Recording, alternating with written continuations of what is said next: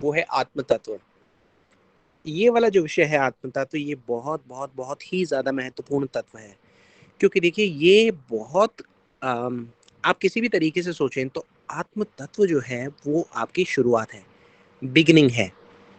हमने पहले भी कुछ क्लासेस में कई बार डिस्कशन के साथ जब जब इस बात को हमने उठाया है, इस महत्वपूर्ण तत्व को हमने जब भी इसकी शरण लेने का प्रयास किया है, तो हमने ये अवश्य कहा है कि इसको हम इस प्रकार से समझें जिस प्रकार किसी इमारत की बिल्डिंग, हम कोई भी घर बनाते हैं, कोई भी बड़ी बड़ी बिल्डिंग बनाते हैं, सॉरी, उसकी नींव, उसकी फाउंडेशन।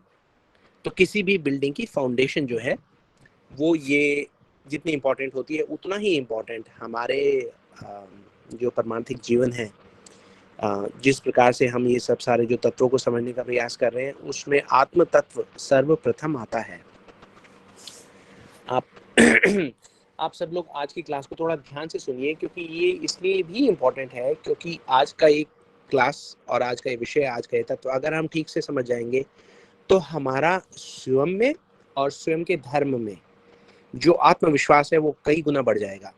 ये मैं आपको अपने पर्सनल एक्सपीरियंस के साथ बता रहा हूँ, क्योंकि ऐसा बहुत बार हुआ है हमारे आध्यात्मिक जीवन के अनुभव में कि ऐसे सिचुएशंस आई जहाँ पे बहुत सारे लोग थे, किस्म किस्म के आर्ग्यूमेंट्स थे, तर्क थे, वितर्क थे, कुतर्क भी थे, जहाँ पे ये इस बात को साबित करने का प्रयास किया गया कि जो आत्मा है वो नहीं है। लेकिन कोई भी समझदार आदमी, कोई भी अगर उसको एक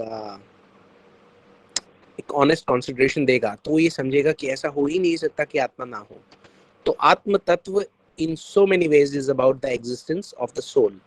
क्योंकि हम लोग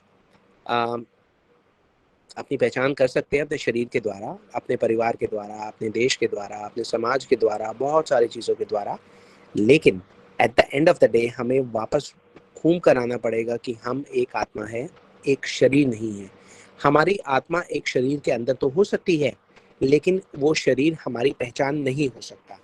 जी, तो इस तत्व को समझने के बाद हम वहां तक जाना हमारे लिए बहुत बहुत आसान हो जाएगा। जी, हम इसको समझने के लिए एक उदाहरण उठाते हैं। मान लीजिए कि अच्छा, उदाहरण उठाने से पहले हम एक चीज पे ध्यान देना चाहिए हमें कि ये हमने अभी कहा कि ये फाउंडेशन है, तो फाउंडेशन है तो क्या ये वो तत्व है जो भगवान ने अपनी भगवत गीता में सर्वप्रथम उठाया है? आप सब लोग जानते हैं कि भगवत गीता में जो 5 विषय प्रमुख हैं, उन 5 प्रमुख विषयों के बारे में भगवत गीता बात करती है। अब वो 5 विषय क्या प्रमुख हैं? जीव तत्व, हम कौन हैं, आत्म तत्व बेसिकली, हु एम आई। उसके बाद भगवान कौन है, ईश्वर कौन है, हु इज गॉड। समय क्या है, काल, व्हाट इज टाइम। प्रकृति क्या है, किसके निर्देशों पर प्रकृति जो है वो कार्य करती है, व्हाट इज नेचर। और पांचवा और अंतिम जो विषय भगवत गीता हमें बताती है वो है कि कर्म। कर्म क्या है, हम क्यों करते हैं, कर्मों का क्या प्रभाव पड़ता है। तो हम देखते हैं कि किसी भी बात सर को अच्छे से समझने के लिए सबसे पहले सबसे ज्यादा इम्पोर्टेंट हमारे लिए है हु एम आई, मैं कौन हूँ, स्वयं, हमारा आत्म साक्षात्कार, आत्म परिचय। तो इसमें अब आप इस बात को ध्यान में रखिएगा कि ये 5 विषय हैं, ये हम स्क्रीन पे अभी छोड़ देते हैं आप सब लोगों के समझने के लिए। इसमें आज हम बहुत ही इम्पोर्टेंट जो तत्व है वो उठाने जा रहे हैं कि हम कौन हैं। तो इन मोर वेज देन वन आज हमारा स्वयं से परिचय हो सकता है।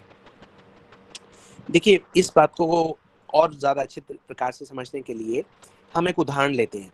मान लीजिए हमारा एक छोटा सा एक्सीडेंट होता है और हमारी याददाश्त चली जाती है। अब हमें ये याद ही नहीं है कि हम कौन हैं। अब हम भीड़ में खड़े हैं, मान लीजिए आप अपने ही शहर में खड़े हैं, अपने शहर के कहीं मार्केट प्लेस में खड़े हैं, बाजार में खड़े हैं, जहाँ पे आप रोज आते जाते रहे हैं।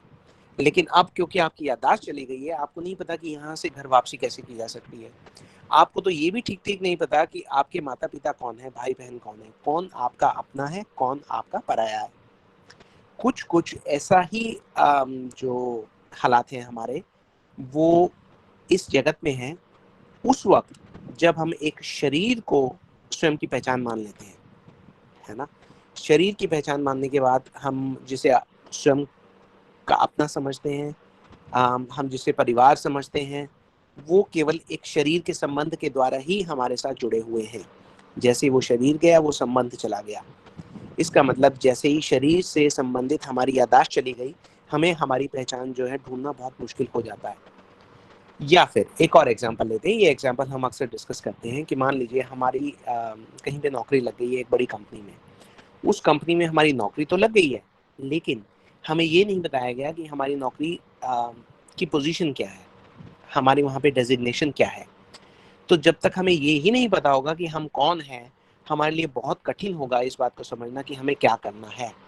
दूसरे शब्दों में कहा जाए तो अगर हमारा आत्म परिचय नहीं है, तो हमें ये ही नहीं पता होगा कि हमारा कर्तव्य क्या है, क्या हमें करना चाहिए। एक बार जब हमारा आत्म साक्षात्कार होता है, तो हमारे जीवन के बहुत सारे परिस्थितियां बहुत ही सहज हो जाती हैं, बहुत ही सरल हो जाती हैं, बहुत ही आसान हो जाती हैं। वो परिस्थितियां जो कि काफ़ी कॉम्प्लेक्स इन नेचर हैं, बहुत कुंठित हैं, लेकिन उनको भी हम सहज भाव से पार कर जाते हैं। क्यों? क्योंकि हमारा निर्णय लेने की जो क्षमता है, वो बहुत डेवलप हो जाती है। उसका कारण ये है, हम निर्णय किस बेसिस पे ले रहे हैं, ये हमें क्लियर है। अब हम शरीर के बेसिस पे निर्णय के साथ साथ हम ये भी समझेंगे कि हमारी एक आत्मा है, हम स्वयं ही वो आत्मा है। जब हम ये समझ लेते हैं, तो हमारे लिए कोई भी निर्णय लेना बहुत बहुत आसान हो जाता है। जी, आज की क्लास से पहले अभी शाम को बैठ के हम सोच रहे थे कि इस क्लास को, क्योंकि ये वाला तत्व कुछ कई बार चर्चा में आ चुका है, इसलिए उसको समझने का एक तरीका ये भी हो सकता है कि हम एक नज़र डालें और ये देखें कि जिसके हम साइंटिफिक कम्युनिटी कहते हैं, वैज्ञानिक जिसको हम आम भाषा में कह देते हैं, तो वो जो वैज्ञानिक हैं, वो किस प्रकार से ये सब जो हम आज चर्चा कर रहे हैं, आत्म साक्षात्कार, आत्म तत्व, आत्मा, उनके बारे में वैज्ञानिक क्या कहते हैं, उनका क्या मानना है। तो ये करते करते I was just reading some research papers जो काफ़ी साइंटिस्ट ने पब्लिश किए हैं, और बहुत एक इंटरेस्टिंग जो पैटर्न है वो निकल के आता है। ऐसा लगता है कि वो लोग कंफ्यूज्ड हैं, उन्हें ये नहीं पता कि हम लोग आत्मा हैं या हम केवल एक शरीर हैं, है ना। ज़्यादातर लोग ये कहते हैं कि हम आत्मा है, हो सकते हैं, शरीर है, हो सकते हैं। कुछ लोग तो ये भी कहते हैं कि हम एक आत्मा और शरीर का कॉम्बिनेशन है, और आत्मा जो है वो शरीर के बगैर नहीं रह सकती और शरीर आत्मा के बगैर नहीं रह सकता। तो बड़ी इंटरेस्टिंग ऑब्जर्वेशंस हैं। उनको देखते हुए हम ये देखते हैं कि थोड़ा सा 10 मिनट हम डिस्कस करेंगे कि ये जो लोग कहते हैं, ये क्या कहते हैं, ताकि हम अपने जो सोचने का दायरा है उसको थोड़ा सा एक्सपेंड करें, थोड़ा सा बढ़ाएं, और देखें कि बाकी लोग जो कहते हैं उनके एंगल से सोचने पर हमारे पास जो थ्योरी है, हमारे पास जो तत्व है, जो भगवत गीता एक फाउंडेशन की तरह हमारे समक्ष प्रस्तुत करती है, तो वो कहाँ पे कितना कन्विंसिंग है हमारे लिए, है ना।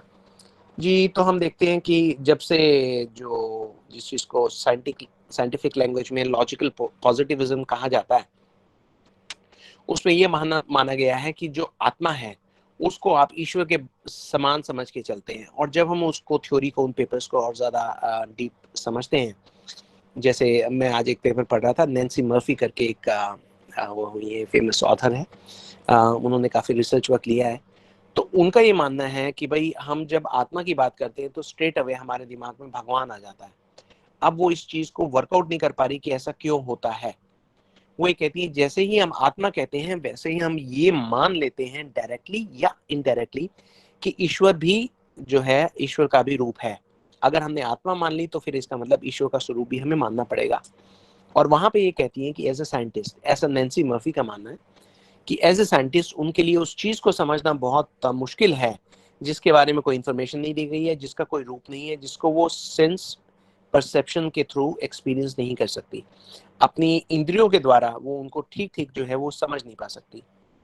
तो इस वजह से वो ये कहती है कि ये समझना, कहना बहुत मुश्किल है कि हम शरीर है या आत्मा है, या फिर आत्मा नाम की कोई वस्तु है भी या नहीं है। अब ये तो हुआ नैन्सी मर्फी। अब उसके अगेंस्ट जब मैंने और आगे रिसर्च की तो हमने देखा कि एक और एक ऑथर हुए हैं। He was actually knighted later, he was known as sir John Eccles. तो जॉन एक्ल्स क्या कहते हैं? जॉन एक्ल्स ये कहते हैं कि बिना आत्मा के शरीर जो है वो रह ही नहीं सकता। उनकी जो स्टडीज हैं वो ज़्यादातर न्यूरो साइंटिस्ट वो थे। He was one of the most significant neuroscientist actually, Nobel prize winner भी थे 1969 में। तो उनका ये मानना है कि भाई ये पॉसिबल ही नहीं है कि शरीर जो है वो तो एग्जिस्ट करे और उसके अंदर आत्मा ना हो। तो उसके अंदर अगर आत्मा नहीं है तो शरीर नहीं, वही आत्मा की डेफिनेशन नहीं दे पाए, लेकिन उन्होंने कहा कि कुछ फोर्स है जो एग्जिस्ट करती है जिसके बिना शरीर का जो घूमना फिरना है, चलना फिरना है, वो नहीं हो सकता। अब वो किस चीज की बात कर रहे हैं, हम थोड़ी देर में जब भगवत गीता के बेसिस पे अपनी डिस्कशन को शुरू करेंगे तो will be discussing that as well. एक और बड़ी इंटरेस्टिंग चीज निकल के आई कि जो न्यूरो साइंटिस्ट हैं, जिन खासकर जो नोबेल प्राइज विनर्स हैं या जो अपने अपने क्षेत्र में काफी ख्याति उनको प्राप्त हुई है, वो इस तरफ ज्यादा झुकाव है उनका, इस विचारधारा की ओर कि आत्मा जो है वो है। जो दूसरे लोग हैं जो मोर सेंस परसेप्शन बेस्ड है, वो लोग इसको नहीं मानते, लेकिन जो न्यूरो साइंटिस्ट हैं, हम जैसे एक बड़ी फेमस न्यूरो साइंटिस्ट हुई थी, she was a doctorate, Mario Bogard. तो मारियो बोगार्ड ये कहती हैं कि भाई ऐसा हो ही नहीं सकता कि आत्मा ना हो, क्योंकि उन्होंने ये कहा कि कोई एक ऐसी फोर्स है जो इमोशन हमारे अंदर डालती है। वो ये कहती है कि जो भी चीजें फिजिकल इन नेचर हैं, जो चीजें भौतिक हैं, स्थूल हैं, वो हमारे जो फीलिंग्स हैं, जो हमारे अंदर जो भाव आते हैं, उसको एक्सप्लेन नहीं कर सकती। और वो ये कहती हैं, उन्होंने काफी सेंसरी जो उनके एक्सपेरिमेंट्स थे, बड़े उन्होंने अलग अलग जो ब्रेन्स की वेव्स थी उनको टेस्ट किया, तो उन्होंने समझा कि हमारे जो इमोशंस हैं वो हमारे, जिस चीज को ब्रेन स्टेट्स कहते हैं, या फिर हम ये समझे कि हमारे जो दिमाग में उठने वाली तरंगे हैं, वो ये कहती है उनको कंट्रोल करते हैं। तो हमारे हृदय में आने वाले भाव हमारी बुद्धि में उठने वाली तरंगों को इन्फ्लुएंस करते हैं। ये जो स्टडी थी ये मारियो बोर्डिगार्ड की थी। तो उन्हीं की थ्योरी को फर्दर सपोर्ट किया गया। जेफरी श्वार्ट्ज करके एक रिसर्च साइकेट्रिस्ट हुए हैं, वो भी डॉक्टरेट थे university of California Los Angeles में। उन्होंने इसी जो उनकी ऑब्जर्वेशन थी उसको थोड़ा और आगे बढ़ाया। उन्होंने कहा कि हमारे मन में उठने वाले जो भाव हैं वो हमारी, जिस प्रकार से हम किसी भी वस्तु के प्रति महसूस करते हैं, एक भाव उठता है अच्छा भाव, एक भाव उठता है बुरा भाव, या कई बार हम न्यूट्रल भी फील करते हैं, ना अच्छा ना बुरा। तो उनका ये कहना है कि ये जो इमोशंस हैं, उन्होंने इस भाव को डिक्टेट किया। इसका मतलब ये है कि हम जिस चीज को फील कर पा रहे हैं, जो हम स्थूल शरीर के द्वारा जिस चीज को नहीं समझ पा रहे, उसे यहाँ पे जो जेफरी श्वार्ट्ज हैं, वो ये कहते हैं कि हमारा शरीर नहीं, हमारा दिमाग नहीं, हमारी ज्ञानेंद्रिय कर्मेंद्रिय नहीं, बल्कि कोई और वस्तु है जो हमें कंट्रोल कर रही है। और उस वस्तु को हम साइंटिफिक टर्म्स में उसको नहीं समझ सकते। अब इसी बात को आगे बढ़ाते हुए जो और भी स्टडीज आई है, वहां से ये कहा गया है कि भाई हम ये कर ही क्यों रहे हैं, हम आत्मा को ढूंढ ही क्यों रहे हैं। उसके बारे में एक बड़ा काफी डिटेल रिसर्च पेपर्स है, मैं आपको उसका सिर्फ जिस दे रहा हूँ, एक सार दे रहा हूँ। उनका ये मानना है कि जब हम आत्मा के बारे में समझने का प्रयास करेंगे तो हम आत्म परिचय कर पाएंगे। अब ये वाला जो पॉइंट था ये बहुत इंटरेस्टिंग था, क्योंकि इसके पहले मैंने जो भी लोग पढ़े वो सब, इट सीम्ड ऐसा एक फीलिंग दे रहे थे कि वो स्वयं को बहुत समझदार दिखाने के लिए कोई प्रयास कर रहे हैं, या गलत होते हुए भी स्वयं को सही करने का प्रयास कर रहे हैं। धीरे धीरे जैसे जैसे हम आगे बढ़ते हैं तो हम देखते हैं कि जो ओपन माइंडेड लोग हैं, जो खुद को जानना चाहते हैं, वो ये कहते हैं कि भाई आत्मा के बारे में और हमें जानकारी चाहिए, क्योंकि आत्मा में जानकारी के बाद ही हम स्वयं को समझ पाएंगे। यहाँ पे एक और बड़ा इंटरेस्टिंग पॉइंट आया है, क्योंकि वो ये कहते हैं कि स्वयं, जब वो स्वयं की बात करते हैं तो कहते हैं शरीर के बियॉन्ड कोई चीज है, कोई ऐसी चीज है जो इस भौतिक स्थूल शरीर के परे हैं, जिसे हम समझ नहीं पा रहे। उन्होंने उस बात को एक्सप्लेन करने के लिए एक और बड़ी अच्छी बात कही। उन्होंने ये कहा कि देखिए शरीर तो हमारे पास मोर और लेस सब लोगों के पास एक सा ही है। एक सर है, उसके ऊपर बाल आते हैं, दो आंखें हैं, नाक मुंह कान, ये सब जो आप हम देखते हैं जानते हैं, ज्ञानेंद्रिया कर्मेंद्रिया, ये सब एक शरीर में रहती हैं। लेकिन ये सब होने के बावजूद भी हर व्यक्ति अलग अलग है। अब अगर हम इस समय जो पूरे वर्ल्ड की पॉपुलेशन की बात करें, जनसंख्या इस दुनिया की कितनी है, देखिए 7.5 अरब, कितनी पॉपुलेशन है, कितने लोग हैं। और ये होते हुए भी हर एक मनुष्य जो है दूसरे मनुष्य से किसी न किसी भांति अलग अलग है, पृथक है। हम पूरी दुनिया में दो लोग ऐसे नहीं ढूंढ सकते जो बिल्कुल एक सा फील करते हैं, एक सा सोच सकते हैं। और इसके अलावा उन्होंने ये कहा कि कहीं ना कहीं यहाँ पे कोई एक पैटर्न है जिसके बेसिस पे ये डिसाइड किया जाता है कि हमारा शरीर भी किस प्रकार का होगा। क्योंकि आप ये देखिए 7.5 अरब लोग, फिर भी बिल्कुल एक जैसे दिखने वाले लोग एग्जिस्ट ही नहीं करते, हर कोई अलग अलग है। तो उन्होंने ये कहा कि कोई एक ऐसी फोर्स है जो शरीर के अंदर है, जो शरीर को चला रही है, और हमारे जो भी हम कर्म कर रहे हैं उसको डिसाइड किया जाता है, उसके बेसिस पे हमें एक शरीर मिलता है अलग अलग प्रदेश के लिए, अलग अलग कार्य करने के लिए। तो यहाँ पे जब ये सब सारी स्टडीज हमने पढ़ी, I was reading those studies for about 2.5 hour, तो 2.5-3 घंटे पढ़ने के बाद भी हमें ये समझ में आया कि अगर कोई व्यक्ति एक ओपन माइंड के साथ किसी सब्जेक्ट को एक्सप्लोर करने का प्रयास करता है तो वो सही डायरेक्शन में तो कम से कम बढ़ ही सकता है। अब ये प्रयास और सही डायरेक्शन में बढ़ने वाली बात, ये हमें आज के विषय पर लेके आती है। अब हम श्रीमद् भगवद गीता की शरण लेने का प्रयास करते हैं, हम आगे बढ़ते हैं। हमने ये बताया था कि 5 प्रमुख विषय हैं, उसमें जो आज का विषय था वो है आत्म तत्व। और इस आत्म तत्व का परिचय हमें कहाँ से मिल सकता है? यहाँ पर हमारे जो शास्त्र हैं वो बात बताते हैं जो ये सारे, देखिए मैंने जो पेपर्स पढ़े वो अर्ली 20th सेंचुरी से लेके 21st सेंचुरी, पिछले 50 साल के, जो उनका जिस था, जो सार था, इतना सोचने के बाद भी जो हम ये कहें कि ह्यूमन ब्रेन जिस चीज को समझ नहीं पा रहा, उसे देखिए भगवान भगवत गीता के माध्यम से 10 मिनट में पूरा का पूरा जो तत्व है वो हमारे आगे प्रकट कर देते हैं। लेकिन उसकी एक कंडीशन है, एक कंडीशन ये है कि हमें उसकी शरण लेनी पड़ती है। अब जहां आती शरण लेने वाली बात, उसके पहले हम ये समझे कि शरण लेने वाला व्यक्ति किन परिस्थितियों में है।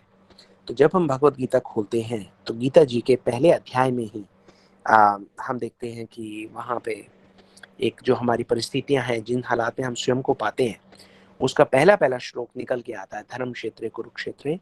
आप सब लोगों को, आई एम श्योर आप उस वर्ड से भली भांति परिचित हैं। हम कोशिश करते हैं कि आपको स्क्रीन पे उस श्लोक के हम दिखाएं भी जी। तो जो पहला पहला वर्ष है, वहां पे क्या हो रहा है, हमारे जो हालात हैं, हमारी जो परिस्थितियां हैं, जहां हम रहते हैं, जिस समाज में हम रहते हैं, वहां का एक किस्म से प्रतिक्षेप हमारे सामने प्रस्तुत किया जा रहा है। धृतराष्ट्र पूछ रहे हैं, धृतराष्ट्र कौन है? धृतराष्ट्र जो है वो राज्य के लोभी हैं, है ना। जो लोग महाभारत से परिचित हैं वो धृतराष्ट्र के चरित्र से भी परिचित होंगे। धृतराष्ट्र जो हैं वो, उनको राजा बनाया गया है, हालांकि वो उस राज्य के सही अधिकारी नहीं है। धर्म के जो नियम हैं उनके अनुसार उनका राज्य बनना जो था, उनका राजा बनना जो था वो उचित नहीं था, लेकिन फिर भी उनको राजा बनाया गया। वो अब वो राज्य को छोड़ना नहीं चाहते, और उस राज्य की लालसा में वो युद्ध तक पहुंच गए हैं। और जब वो युद्ध तक पहुंच गए हैं तो वो उस युद्ध में उनकी पोजीशन क्या है, उनको युद्ध में कौन हरा सकता है, उनकी पोजीशन क्या है, उस चीज का आकलन करने के लिए वो संजय से पूछते हैं।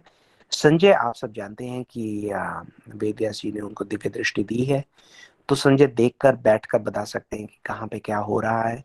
तो महल में बैठे हैं, धृतराष्ट्र का ये प्रश्न है। लेकिन ये प्रश्न जो है, हम ये चाहते हैं कि 2 मिनट हम यहाँ पे रुक कर इस प्रश्न को ठीक तरीके से समझने का एक प्रयास करें।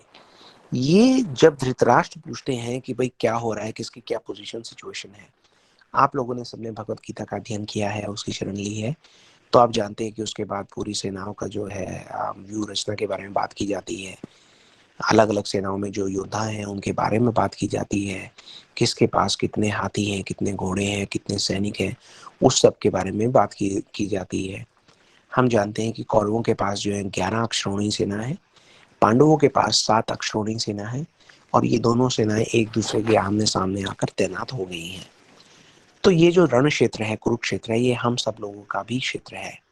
यहाँ पर हम लोग भी ऐसा प्रयास करते हैं कि हमें जो मिला, हमें उससे ज्यादा मिलना चाहिए था। धृतराष्ट्र का ये कहना है कि जो उसको मिला वो उसी के लिए है, वो उनको छोड़ना नहीं चाहते, वो धर्म के विपरीत विरुद्ध जाने को भी तैयार है। हम लोग भी कई बार अपनी भौतिक इच्छाओं के चलते हुए जो धर्म हमें जो मार्ग दिखाता है उस पर चलने से मना कर देते हैं।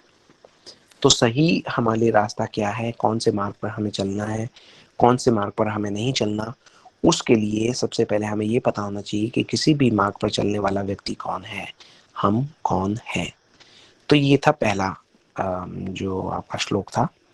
इसके बाद अगर हम आगे बढ़े तो हम देखते हैं कि अर्जुन भी कहते हैं, भगवान कृष्ण से कहते हैं आप मेरा रथ भी ले चलिए।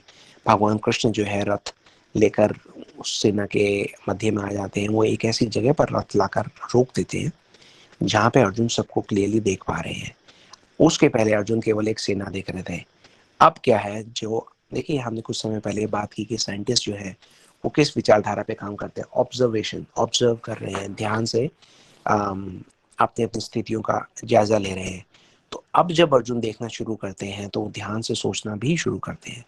वो देखते हैं उनके सामने खड़े हुए पितामह भीष्म, गुरु द्रोण, है ना, उनके अपने रिश्तेदार, भाई, है ना, ये सब सारे लोग जो है, और बहुत सारे जो न्यूट्रल जो सोल्जर्स हैं वहाँ पे आर्मीज में, जो सेना में शामिल होने के लिए जो सैनिक आए हैं, जिनका किसी से कोई विरोध नहीं है लेकिन केवल वो अपना धर्म निभाने के लिए वहाँ पे प्रस्तुत हो गए हैं। इन सब को देखने के बाद अर्जुन के मन में एक बड़ा विषाद आता है। उनको वो स्वयं पे क्षुब्ध हो जाते हैं। वो ये कहते हैं कि ये मैं क्या कर रहा हूँ।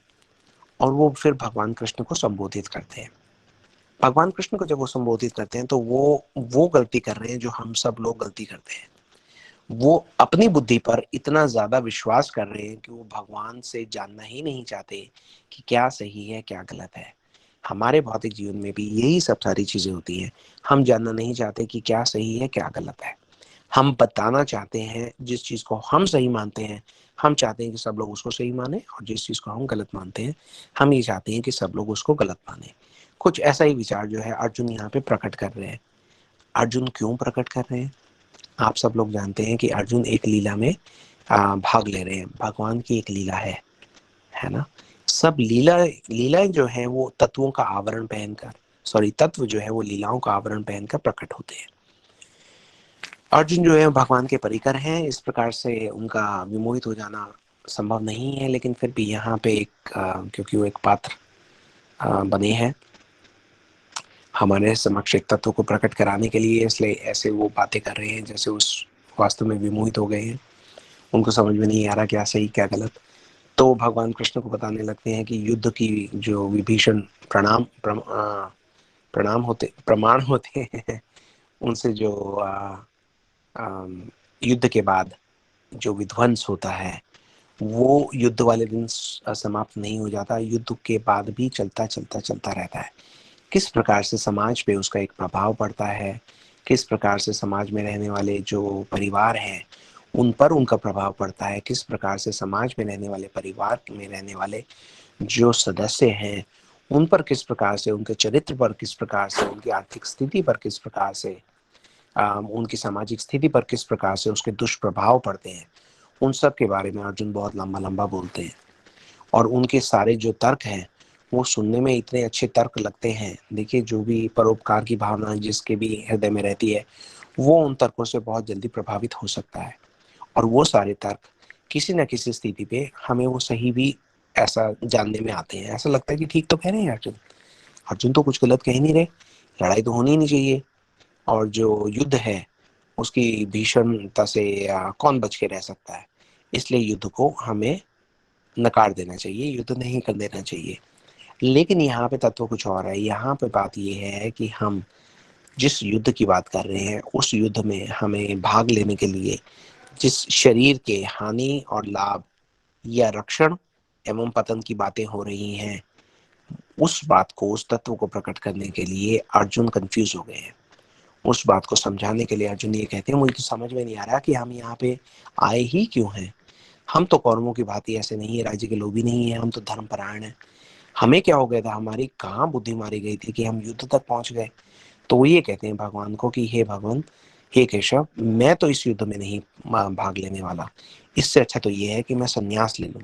ये सारा का सारा जो राज्य है हम इनको देकर जंगलों में चले जाएं तो वो अच्छा है, बजाय इसके कि हम इन लोगों का वध करने का प्रयास करें। तो ऐसा कहते हुए अर्जुन ये बोलते हैं कि भाई मेरे से तो अपना धनुष भी नहीं पकड़ा जा रहा, मेरा तो मुंह सूखा जा रहा है, मैं इस युद्ध में जो है भाग नहीं लूंगा। ये आपका है चैप्टर 1। चैप्टर 1 में ये जो हम सबका एक एक पुण्य कर्म करने वालों का जो थॉट प्रोसेस है, परोपकार की भावना रखने वाले किस प्रकार की विचारधारा प्रकट करते हैं, वो सब अर्जुन ने प्रकट की है। आप उसको डिटेल में पढ़ भी सकते हैं। अब ये कहा जाता है कि जो गीता जी हैं वो असल में तो चैप्टर 2 से शुरू होती है। आप लोगों ने चैप्टर 1 कर लिया है, आपको बहुत बहुत बधाई हो। चैप्टर 2 में जब आप प्रवेश करते हैं तो वहां पे एक बात का ध्यान रखिए, भगवान बोलना शुरू करते हैं। जब भगवान बोलना शुरू करते हैं तो हम देखते हैं कि चैप्टर 2 श्लोक संख्या 2, उस पर जाकर भगवान अर्जुन को थोड़ा सा अनकंफर्टेबल कर रहे हैं। भगवान ये नहीं कह रहे, हम क्या चाहते हैं, हम ये चाहते हैं कि हमने जिस चीज को ठीक समझा, दुनिया उसको ठीक आके हमें बोले हाँ हाँ बहुत अच्छा, आपने जो समझा बिल्कुल ठीक समझा। जिस चीज को आप गलत मानते हैं वो भी आपकी विचारधारा बिल्कुल ठीक है, वो उस चीज को गलत ही माना जाना चाहिए। लेकिन यहाँ पे भगवान एक स्टैंड ले रहे हैं, उसको समझने का थोड़ा सा अब हम प्रयास करेंगे। भगवान ने अर्जुन को ये नहीं कहा वाह अर्जुन वाह, कितनी अच्छी बात बोली तुमने, तो बहुत बिल्कुल एक एक बात तुम्हारी सही है। भगवान अर्जुन को जो गूढ़ तत्व है उसको समझने के लिए उनको अनकंफर्टेबल कर रहे हैं। आप ध्यान से देखिए, आप जब इन श्लोकों को पढ़ेंगे तो आप सोचेंगे अरे भगवान ने अर्जुन को ढाढ़स नहीं बनाया, भगवान ने अर्जुन को ये नहीं कहा अरे रे कोई बात नहीं अर्जुन सब ठीक हो जाएगा। भगवान यहाँ पे ये कह रहे हैं अर्जुन को कि अर्जुन तुम क्या कर रहे हो, तुम तो बहुत बड़ी गलती कर रहे हो। तुम्हें यही नहीं पता कि किस चीज के लिए तुम्हें फिक्र करनी है, किस चीज की चिंता करने का विषय क्या है। सुख और दुख और मृत्यु और जन्म, बोले ये सब सारी चीजें तुम शरीर के साथ संबंध लेके चल रही हो। वास्तव में ये जो चीजें ये शरीर के संबंध करने के लिए है ही नहीं। शरीर वो वस्तु ही नहीं है जिसके लिए शोक किया जाए। तो यहाँ पे भगवान जो है अर्जुन को बिल्कुल साफ साफ बता रहे हैं। इसी प्रकार हम भी ये समझे कि जब भी हम किसी उच्च तत्व को, किसी एक स्पिरिचुअल टॉपिक को समझने का, कोई भी परमार्थिक विषय को समझने के लिए आगे जाएंगे, we will go through a phase of discomfort. हमें कई बार अनकंफर्टेबल लगना शुरू होगा, है ना। वो उस तत्व को प्रकट करने की एक किस्म से एक परिस्थिति है। उस परिस्थितियों से हम सबको गुजरना ही होता है। उस परिस्थिति से गुजर कर ही हम समझ सकते हैं। अगर हम ये कहेंगे कि जो जो हमने सोचा है वो सब बिल्कुल सही है, तो फिर हम उस राह पर आगे नहीं बढ़ सकते। अभी हमने देखा कि साइंटिस्ट की जो स्टडीज आई, इतनी सारी उन्होंने शोध किया, उसके बाद उन्होंने कुछ कुछ बताया, लेकिन एक अच्छे तत्व की तरफ वही लोग बढ़ सकते थे जिन्होंने अपना दिमाग खोल के रखा, है ना, जिसे हम कहते हैं ब्रॉड माइंडेड। हमारे यहाँ उसको विद्वान बोला गया है। कौन? जो विद्या को ग्रहण करने के लिए सदैव तत्पर रहे। हमें भी वैसा ही बनना पड़ेगा। लॉन्ग स्टैंडिंग बिलीफ जिनके साथ हम बड़े हुए हैं, हमने अपना जीवन यापन किया है, हमें उनसे निकलना पड़ेगा। ये कार्य जो है आसान नहीं है, मुश्किल है, लेकिन ये मुश्किल कार्य हमें करना होगा। मुश्किल कार्य हमें इसलिए करना होगा क्योंकि भगवान जिस तत्व को हमारे आगे प्रकट करेंगे, अगर हमने वो तत्व समझ लिया तो हमारे जन्म जन्मांतर तक हमारी सारी मुश्किलें जो हैं वो दूर हो जाएंगी। तो भगवान इसलिए यहाँ पर अर्जुन को थोड़ा टाइट करके बोल रहे हैं, जैसे हम आम भाषा का प्रयोग किया जाए तो वो ये बता रहे हैं कि शोक करने की वस्तु तो ये शरीर है ही नहीं, फिर तुम उस शरीर का के बारे में इतने क्यों परेशान हो रहे हो।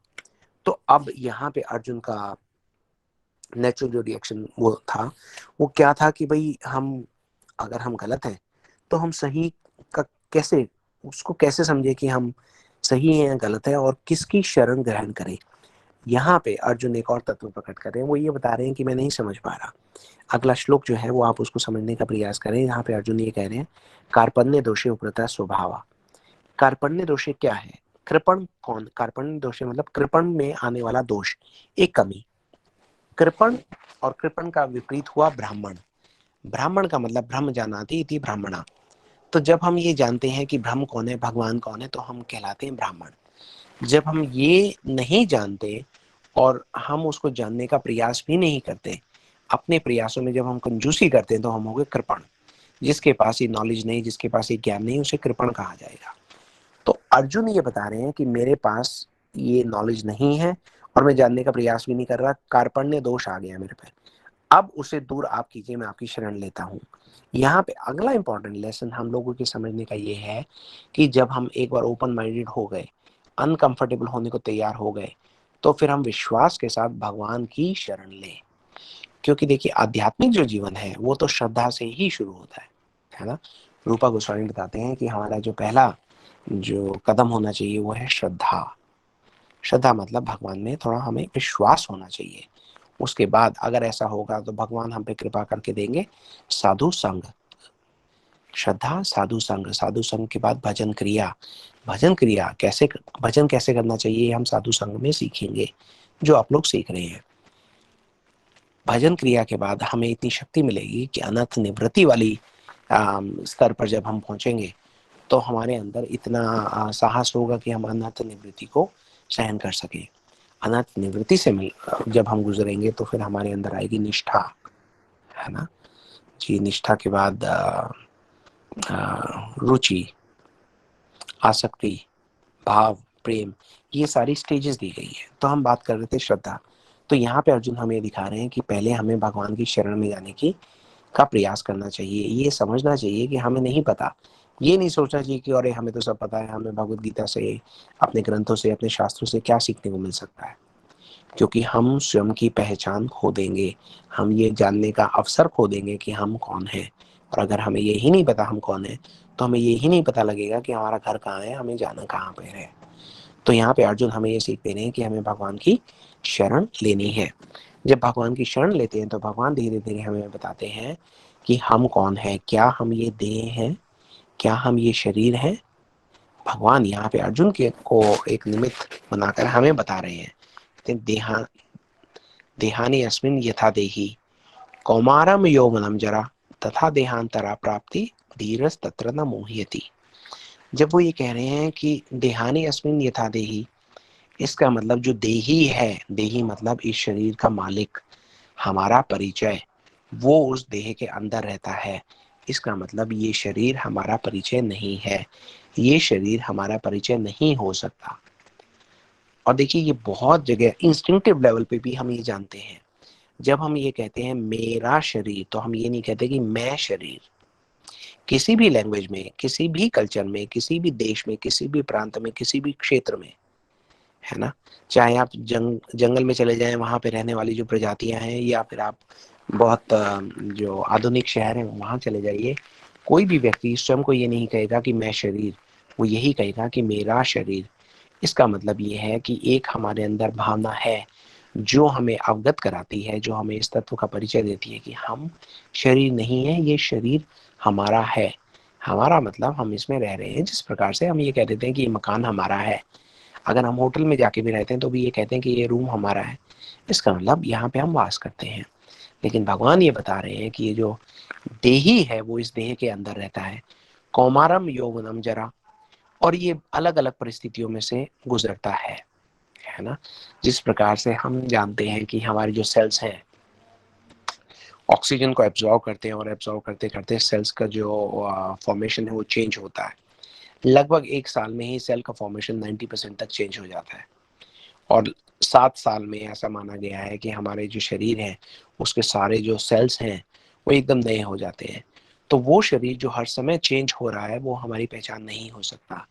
हमारी पहचान तो वो है जो कभी भी चेंज ना हो, कभी भी उसमें कोई बदलाव ना आए, है ना, जो परमानेंट हो, टेम्परेरी पहचान ना हो। ये शरीर हमारी एक टेम्परेरी पहचान तो हो सकता है, लेकिन परमानेंट पहचान ये शरीर नहीं है। परमानेंट पहचान यही है जो भगवान ये बता रहे हैं कि आत्मा है। जिस प्रकार से, और इसलिए अर्जुन को समझाने के लिए भगवान ये भी कहते हैं तथा देहांतरा प्राप्ति। देहांत इसका मतलब देह का तो अंत होता है, लेकिन यहाँ पे भगवान ने देही के अंत की बात नहीं की है। इसका मतलब जिसका अंत हो सकता है, जिसकी मृत्यु होती है, वो केवल और केवल देह है। देही की मृत्यु नहीं होती है। तो जब भगवान यहाँ पे क्लियर कर रहे हैं कि देही की मृत्यु नहीं होती है, तो हम ये समझ लें कि ये शरीर जो है ये हम नहीं है, क्योंकि हमारी तो मृत्यु फिर हो ही नहीं सकती, है ना। अब दूसरी बात, इस शरीर के थ्रू हम क्या एक्सपीरियंस करते हैं, क्या अनुभव करते हैं।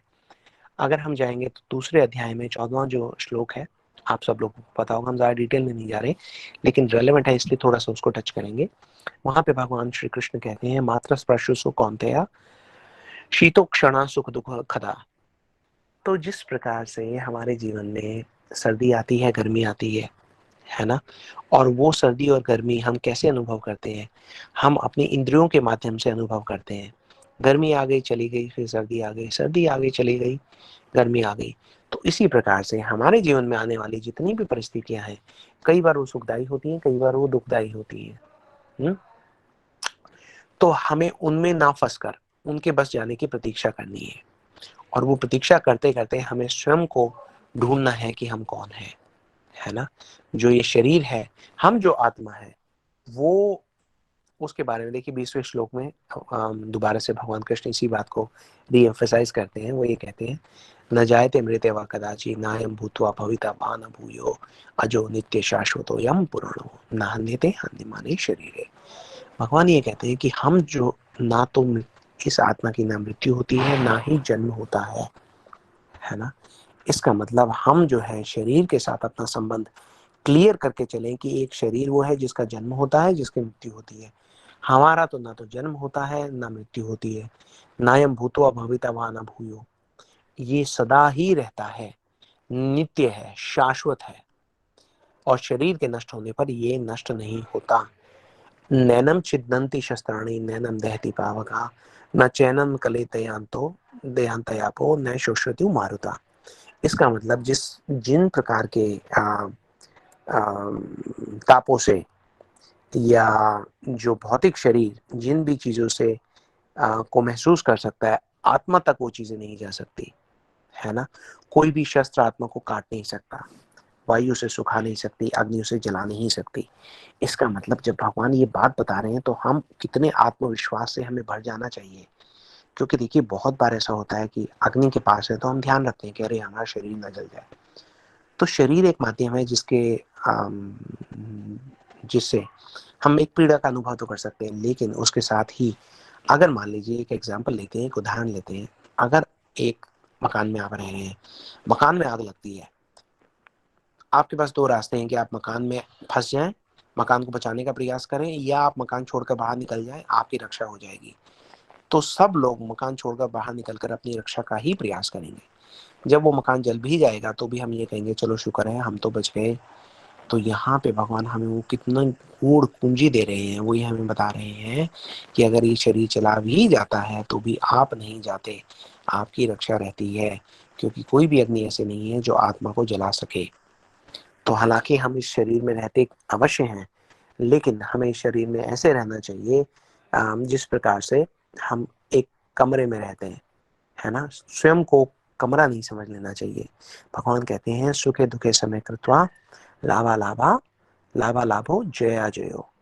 इसका मतलब हमें सुख और दुख को, लाभ और हानि को, जय और विजय को, पराजय और विजय को ऐसे ही समझना चाहिए कि वो सब सारे, जिस प्रकार से एक ऋतु आती है उसके जाने के बाद दूसरी ऋतु आती है, उसी को समझकर हमें चलना चाहिए। जब हम ये समझ जाते हैं तो फिर हम जो है बहुत सारे लेवल्स पे, ये बात आज इस वक्त हमें सुनने में तो अच्छी लग रही है, लेकिन जितना हम इस पे चिंतन करेंगे उतना हम ये देखेंगे कि हमारे जीवन का जो भय है वो धीरे धीरे जा रहा है, जा रहा है, जा रहा है। क्योंकि जब हमने किसी भी चीज को समझने की जो शुरुआत है वो एक थ्योरेटिकल मेथड से होती है। हमने इन थ्योरी समझ लिया कि हम शरीर नहीं है, हम आत्मा है। अब हम जैसे जैसे आगे बढ़ते जाएंगे वैसे वैसे हमें एक, आज जैसे हमने कहा, हमने सुना भगवान कहा कि शोक करने की वस्तु क्या है? आत्मा। रक्षण करने की वस्तु क्या है? पारमार्थिक जीवन, है ना। तो जैसे जैसे हमारे जीवन में अलग अलग स्टेजेस आएंगी, ऐसी परिस्थितियां आएंगी, वहां पे जब हमें ये पता होगा हमें रक्षा किस बात की करनी है, हमें रक्षा अपने परमार्थिक जीवन की करनी है।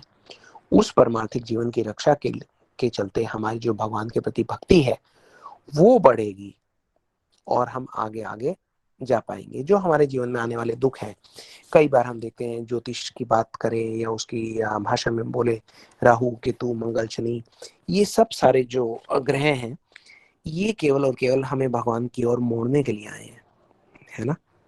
ये अगर हमारे जीवन में कोई दुख भी आ रहा है तो हम ये सोच के चलें कि भाई जो दुख हमारे अंदर आ रहा है, उस दुख को याद करके, उसको समझकर अगर हम देखें कि ये दुख एक शरीर के माध्यम से ही हम तक आ रहा है, अगर हम इस शरीर से निकलकर वापस भगवान के धाम पहुंच जाएं जहां हमें एक ऐसा शरीर मिलेगा जो इस भौतिक शरीर के जैसा नहीं है, है ना। वहां पे हमें मिलेगा सच्चिदानंद रूप। तो उस रूप में जाकर हमें ये सुख दुख जो है इसको भोगने की आवश्यकता ही नहीं है। जब हमें इतनी बड़ी चीज मिल रही है तो फिर हम उसके लिए प्रयास क्यों नहीं करेंगे? उसके लिए तो हम प्रयास करेंगे ही करेंगे ना। अब जो आत्म तत्व है उसको थोड़ा सा एक और नेक्स्ट स्टेज पे हम चलते हैं, अगली सीढ़ी पे हम कदम बढ़ाते हैं और उसको समझते हैं एक और एग्जाम्पल, एक और उदाहरण के द्वारा। आप यूं समझिए, जिस प्रकार से एक मोबाइल फोन में सिम डालते हैं हम, वो जो सिम है एक किस्म से मोबाइल के प्राण है। अगर मान लीजिए हमारा सारा जो डाटा है, हमारे जो सारे मैसेजेस हैं, हमारे सारे फोटोज हैं, हमारे सारे कॉन्टैक्ट्स हैं, वो ही वाइप आउट हो जाए तो फिर वो मोबाइल हमारे किसी काम का नहीं रहेगा, है ना। लेकिन वही सिम कार्ड जिसमें सारे हमारे डिटेल्स हैं, हम अगर एक नए फोन में डाल लेंगे, कुछ समय के बाद वो हमारा फोन जो है वो पुराने फोन की जगह ले लेगा और हम पुराने फोन को भूल जाएंगे। तो उसी प्रकार से कुछ कुछ उसी प्रकार से आत्मा एक शरीर से दूसरे शरीर में प्रवेश करती है ना। जो सटल बॉडी है वो किस प्रकार से आती है हमने पहले डिस्कस किया है, हम उसको दोबारा एक बार टच कर लेते हैं कि जो सटल बॉडी है वो हमारी आत्मा के साथ ही चलती है। वो हमारी आत्मा के साथ इसलिए चलती है क्योंकि सटल बॉडी ये एक डाटा हमारे साथ कैरी फॉरवर्ड करती है, जिसके द्वारा हम अपने जीवन में सुख और दुख को अनुभव करते हैं, जिसके बेसिस पर हमें सुख और दुख मिलते हैं। जो सटल बॉडी है, सूक्ष्म शरीर जो हमारा है, वो हमारी आत्मा के साथ साथ जाता है जब तक, कब तक जाता है? वो एक कड़ी की तरह हमारे साथ चलता है जब तक हम एक शरीर से बंधे हुए हैं। सूक्ष्म शरीर बना है मन, बुद्धि, अहंकार और चित्त का। जिस दिन हमारी जो कड़ी है ये हम तोड़ देते हैं, कड़ी को हम कैसे तोड़ते हैं?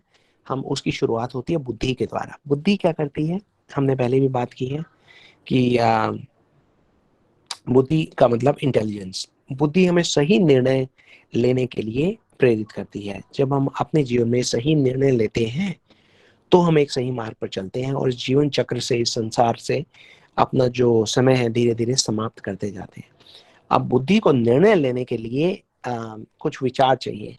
वो विचार, जब तक वो विचार हमारे शास्त्रों में दिए गए जो विचार हैं उनको हम ग्रहण करते जाएंगे, तो जो दूसरे विचार हैं उनको ग्रहण करने के लिए हमारे चित्त में जगह ही नहीं रहेगी।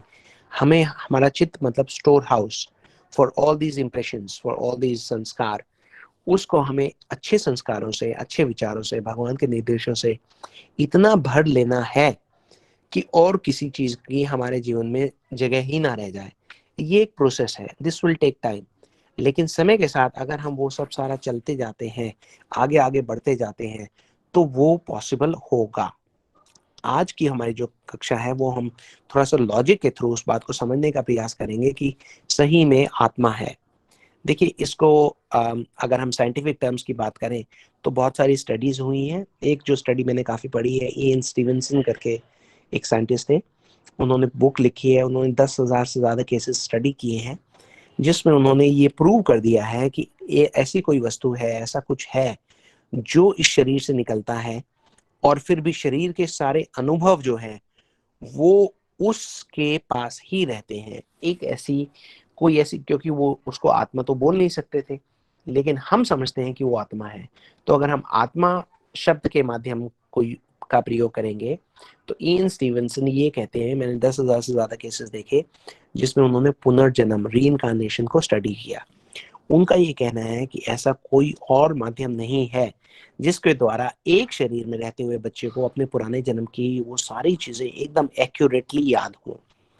कुछ केसेस में तो मान लीजिए एक बच्चा अगर जर्मनी में था पुराने जन्म में, इस जन्म में वो सीरिया में है, उनकी लैंग्वेजेस ही अलग अलग हैं, लेकिन जब वो पुरानी बातें करता है तो पुरानी लैंग्वेज 2, 2.5, 3 साल का बच्चा इतनी फर्राटेदार बोलता है कि वो पॉसिबल ही नहीं है। वो अपने पुराने जन्म की एक एक चीजों को, जैसे एक मैंने पढ़ा, एक जो बच्चा था वो जब भी उसकी मदर कभी खाना बनाती थी, चाय कॉफी बनाती थी, तो जैसे स्टोव ऑन करती थी वो डर जाता था आग को देख के। तो वो पूछते थे कि आपको इतना भय क्यों है? तो वो बोलता था कि मैं, मेरी पुरानी मृत्यु जो है आग में जल के हुई थी। तो उन्होंने कहा अरे वो कैसे? तो उन्होंने बताया कि मैं एक फाइटर पायलट था, मैं एक ये सारे आपको वीडियोस यूट्यूब पे भी मिल जाएंगे अगर आप देखना चाहें। तो डॉक्यूमेंट्रीज बनी हुई हैं। तो उसमें उन्होंने बताया कि मैं फाइटर पायलट था सेकेंड वर्ल्ड वॉर में, मुझे मेरा जो किसी ने अटैक किया, बम का गोला आके मेरे उसमें प्लेन में लगा, मैं जल के मर गया। उन्होंने अपना नाम बताया, पूरी पोजीशन बताई। उनकी माता ने जब और ज़्यादा खोज की तो सही में पता लगा कि ऐसे ऐसे किसी की मृत्यु हुई थी। ऐसे एक नहीं बहुत सारे केसेस थे जो मैंने स्वयं रीड किए हैं, आप लोग भी देख सकते हैं। तो यहाँ पे एन स्टीवेंसन ये कहते हैं, और हम सब लोग तो जानते ही हैं क्योंकि हम देवभूमि से आते हैं। तो ऐसी चीजें जो लोग पूरा जीवन बिताने के बाद समझते हैं, हमारे आगे तो भगवान कृष्ण के निर्देशों का पालन करते हुए, उनकी शरण लेते हुए हम 10 मिनट में ये सारी चीजें कितनी आसानी से समझ सकते हैं। और ये लोग तो पाश्चात्य देश या फिर हर वो व्यक्ति जो आस्तिक है, सॉरी जो नास्तिक है, वो इस बात को समझने के बाद भी इसका लाभ नहीं उठा पाते। ये बात समझने के बाद भी कि हाँ आत्मा है, कोई एक वस्तु है जो आत्मा के साथ है, वो समझने के बाद भी उसको समझने का हमें लाभ क्या है, ये वो नहीं उठा पाते। हम लोग इतने इतने भाग्यशाली हैं कि हमारे पास भगवान के दिए हुए निर्देश हैं। हमें पता है कि एक बार जब हम ये समझ गए कि हम शरीर नहीं है, आत्मा है, तो फिर हम ये समझ जाएं कि ये जो आत्मा है, ये आत्मा भगवान श्री कृष्ण सच्चिदानंद स्वरूप जो भगवान है, उन्हीं का एक अंश है ना। हम भगवान का एक अंश हैं। जिस प्रकार से एक भीषण आग में चिंगारियां हम देखते हैं ना, छोटी छोटी सी उठती हैं, तो हम भगवान का अंश उसी प्रकार से हैं। हम भगवान से ही निकले हैं। कभी जीव तत्व की बात आगे आएगी तो हम और इसके बारे में और बात करेंगे कि हम कहाँ से तटस्थ शक्ति से निकले, कैसे निकले, यहाँ पर कैसे आए। और क्योंकि हम भगवान का ही एक भाग हैं, भगवान का ही एक अंश है, इस वजह से हम अजर हैं, अमर हैं, है ना।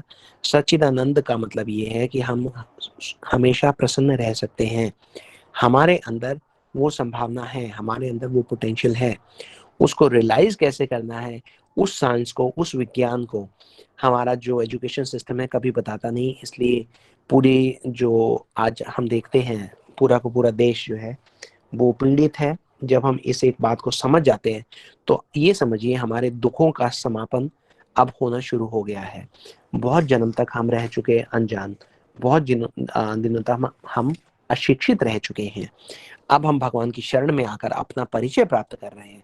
और जब हम अपना परिचय प्राप्त करते हैं तो उसके साथ ही हम भगवान का भी परिचय प्राप्त करने की ओर बढ़ते हैं। भगवान का परिचय जब हम प्राप्त करते हैं तो हम संबंध समझते हैं, एक आत्मा का परमात्मा के साथ संबंध। जब हम संबंध समझ जाते हैं तब हम समझ जाते हैं कि हमें उस संबंध को किस प्रकार से पकड़कर आगे चलना है और हमें वापस भगवान के धाम में जाना है। तो जो आत्म तत्व है, ये अपने आप में बहुत एक गूढ़ तत्व है। इसमें बहुत सारी चीजें हैं, बहुत फिलॉसफी है, इसको डिस्कस करने के बहुत सारे तरीके हैं। आज का जो तरीका हमने गुरुजी की प्रेरणा से जो फॉलो किया, वो एक बहुत ही सहज, बहुत ही सरल और इजी टू अंडरस्टैंड तरीका हमने देखा। अगर हम सम अप करें कि आज की क्लास में हमने क्या दिखा, क्या सुना, क्या बोला, क्या समझा, तो वो ये है, हमने आज एक छोटी सी बात समझी। हमने साइंटिस्ट की रियलाइजेशंस भी देखी, उनके द्वारा किया गया जो शोध है, जो एक्सपेरिमेंट है, उसको भी समझा। भगवान ने हमें दूसरे अध्याय के माध्यम से ये समझा दिया है कि जहाँ पे चेतना है वहां पर आत्मा है। जो भी प्राणी चेतन है उसके अंदर आत्मा है ना। जहाँ पे चेतना की बात आती है तो वहां पे एक बात आती है जन्म और मृत्यु। हर उस जीव की जिसका जन्म होता है, मृत्यु होती है, उसके अंदर आत्मा है। इसका मतलब पेड़ पौधों में भी आत्मा है, घास के तिनकों में भी आत्मा है, जानवरों में, पक्षी में, कीड़े मकोड़ों में, मछलियों में, इन सब में आत्मा है। आत्मा का लक्षण है कि चेतना है। इसका मतलब आत्मा इन सब जीवों में है। हमारे धर्म ग्रंथ जब हमें बताते हैं 84 लाख योनियां हैं, बनाई हुई हैं, तो 84 लाख योनियों में आत्मा का प्रवेश कराया गया है ना। हर आत्मा जो है उसका प्रयास ये है कि वो भगवान की तरफ बढ़े। भगवान की तरफ बढ़ने का जो प्रयास हम कर रहे हैं, उसका पहला कदम है आत्म परिचय, आत्म साक्षात्कार, आत्म तत्व समझना। वो आज हमने थोड़ा सा प्रयास किया। आप सब लोग इस क्लास की रिकॉर्डिंग भी आपको दी जाएगी, उसको बार बार रिकॉर्डिंग को सुने। वहां से आपको और नए जो प्रश्न हैं वो निकल निकल कर आएंगे। वो प्रश्न आप हमारे सामने लेकर आइए, हम कोशिश करेंगे कि उन प्रश्नों का आपको उत्तर दिया जाए। हर एक व्यक्ति के प्रश्न जो है वो अलग होंगे, भिन्न होंगे, और इसीलिए हम एक न्यूट्रल तरीके से इस क्लास को ऑर्गेनाइज करके यहाँ पर समाप्त कर रहे हैं। आपके जो इंडिविजुअल क्वेश्चन हैं, आप बेझिझक हमें भेजिए, हम पूरा प्रयास करेंगे कि आपको उत्तर उसका जल्दी से जल्दी मिले, ताकि हमारा जो नेक्स्ट टॉपिक है उसको समझने के लिए आप तैयार हो सकें। तो हमारी आपसे प्रार्थना है कि आगे जो अगले 2-3 दिन आएंगे उसमें आप अपने सारे प्रश्न हमें भेज दीजिए। अगर आपका इस विषय से संबंधित कोई ऐसा प्रश्न है जो आपके मन में उठ रहा है, we are opening the class to the discussion. आप लोग हमसे अभी पूछ सकते हैं, हम प्रयास करेंगे कि उस प्रश्न का आपको उत्तर दें, ताकि हम एक चीज को, अपनी फाउंडेशन को बहुत बहुत स्ट्रांग बनाकर अपनी जो भक्ति की यात्रा है उसका शुभारंभ कर सके। तो आप लोग जिनके पास क्वेश्चंस हैं आप हैंड रेज कर सकते हैं। गौरप्रिया दीदी, she is coordinating the class today, तो वो आप लोगों का नाम लेके बुलाएंगी, जिसका प्रश्न है वो पूछ सकते हैं। अगर आपके पास कुछ प्रश्न नहीं है, कोई टिप्पणी है, आप हमें गाइड करना चाहते हैं कि किस प्रकार से हम आप लोगों की और भी सेवा कर सकें, तो कृपया करके आप वो भी हमें बताइए। अगर हमारे प्रयास में कोई त्रुटि रह गई है तो आप हमें क्षमा कर दीजिए। अगर आपको अच्छा लगा तो वो सब गुरु जी के आशीर्वाद का फल है, और उससे उठने वाला कोई भी फल हम उनके चरणों में समर्पित करते हैं। जी, आप लोग हैंड रेज कर लीजिए। गौरप्रिया दीदी, आप वन बाय वन इनवाइट कर सकती हैं लोगों को क्वेश्चंस के लिए, डिस्कशंस के लिए। हरे कृष्णा। रुधि सुंदर प्रधान प्रभु जी। हरे कृष्ण। हरे कृष्णा प्रभु जी, दंडवत प्रणाम। हरे कृष्णा प्रभु जी, दंडवत प्रणाम। प्रभु जी, जैसे हम जानते हैं कि कृष्णा जो है उनका सच्चिदानंद विग्रह, विग्रह मतलब उनका एक फॉर्म है, जैसे जी स्वरूप। तो जी और हम अभी आज जाने की जैसे कि हम कृष्ण के, श्री कृष्ण के ही हम पार्ट एंड पार्सल हैं, उनके ही जी एक अंश है। तो जी प्रभु जी, उनके जैसा हमारा एक स्वरूप है, या हम सिर्फ एक जैसे आलोक जैसे हैं? जी, बहुत अच्छा प्रश्न है प्रभु जी आपका। मैं आपका प्रश्न समझ गया, अब आप म्यूट कर सकते हैं। जी, प्रभु जी ने एक बहुत सुंदर प्रश्न किया है। प्रभु जी ने प्रश्न किया है कि जैसे भगवान श्री कृष्ण को हमने बोला, शास्त्र कहते हैं कि सच्चिदानंद स्वरूप विग्रह है, भगवान का एक रूप है, बहुत ही सुंदर, बहुत ही मनोहर रूप है। तो प्रभु जी का प्रश्न ये है कि अगर हम भगवान के ही अंश हैं तो हमारा स्वरूप क्या है, हमारा रूप क्या है।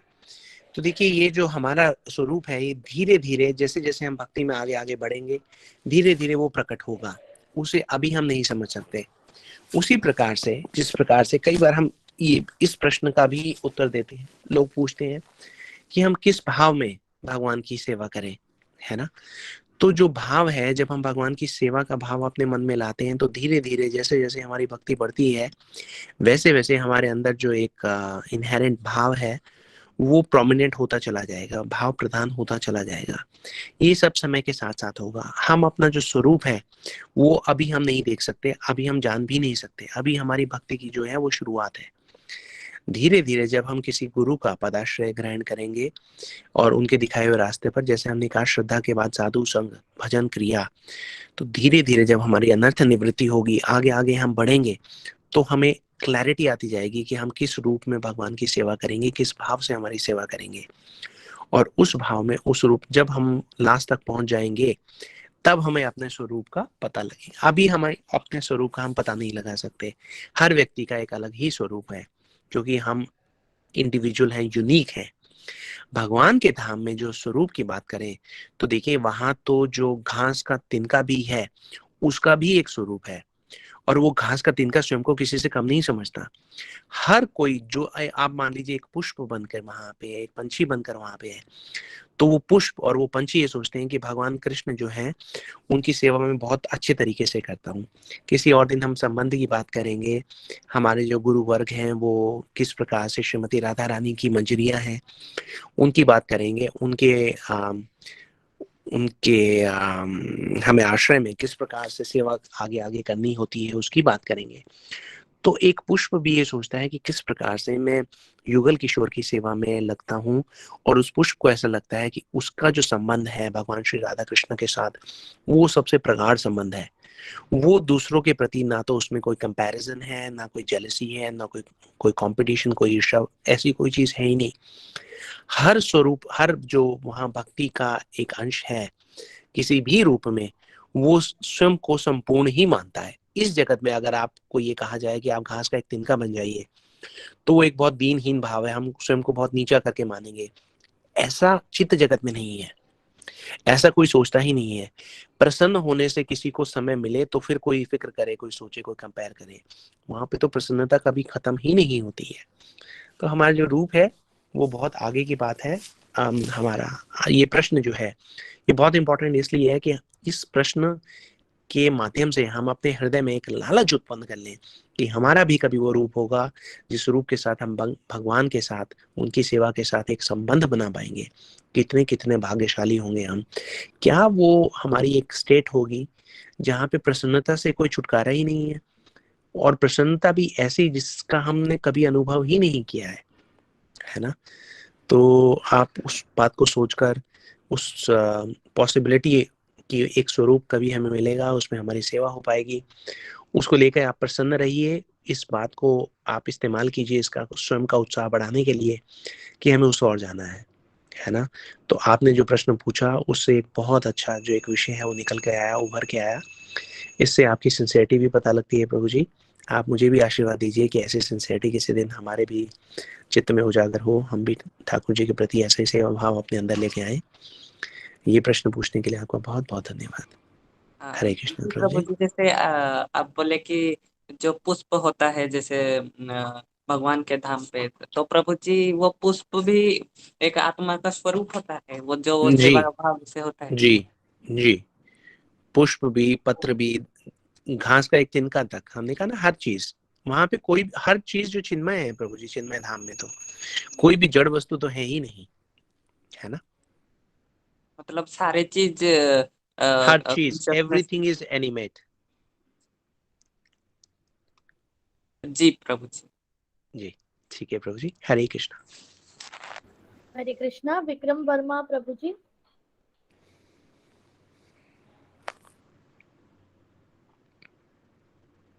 हरे कृष्णा विक्रम वर्मा प्रभु जी।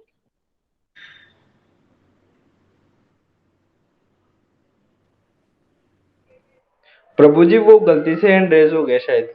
हरे कृष्णा प्रभु जी। कोई बात नहीं प्रभु जी, आपसे हरे कृष्ण करने को मिल गया, हमें बहुत अच्छा लगा। कैसे हैं आप? नहीं, मैं अच्छा हूँ प्रभु जी। आप आज सर आपकी क्लास लेके सर मन प्रफुल्लित हो जाता है। जी प्रभु जी, ऐसा मेरे अंदर तो कोई ऐसी योग्यता नहीं है, लेकिन वैष्णवों का स्वभाव होता है कि वो किसी की छोटी सी सेवा में भी उसको उत्साह देते हैं, उसको एनकरेज करते हैं। तो ये आपकी कृपा है कि आप ऐसा कह रहे हैं प्रभु जी। हम तो यही उम्मीद कर सकते हैं कि इस कोर्स से आपको कोई लाभ हो रहा होगा, आपको अच्छा लग रहा होगा। डे फर्स्ट से ही सर, मतलब डे फर्स्ट से ही लाभ हो रहा है, ऐसा कुछ भी नहीं है। मतलब फर्स्ट में ही ऐसा था कि आज तो बहुत कुछ सीखा, आज तो बहुत कुछ सीखा। सेकंड क्लास, थर्ड क्लास और भी बीच में जो गीता क्रैश कोर्स हुआ था उसमें भी काफी नॉलेज मिला। तो बस ये प्रे कि कृष्णा से भी यही है कि बस इसी में आगे बढ़ते रहे। थैंक यू प्रभु जी।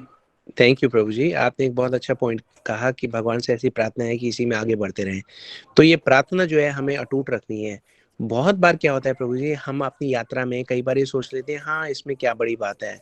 हम जो हरि कथा है, भगवान के जो निर्देश हैं, ग्रंथों का अध्ययन हो गया, भगवान के पवित्र नाम का जाप हो गया, उसको ऐसे समझ लेते हैं जैसे बाकी सब क्रियाएं, है ना।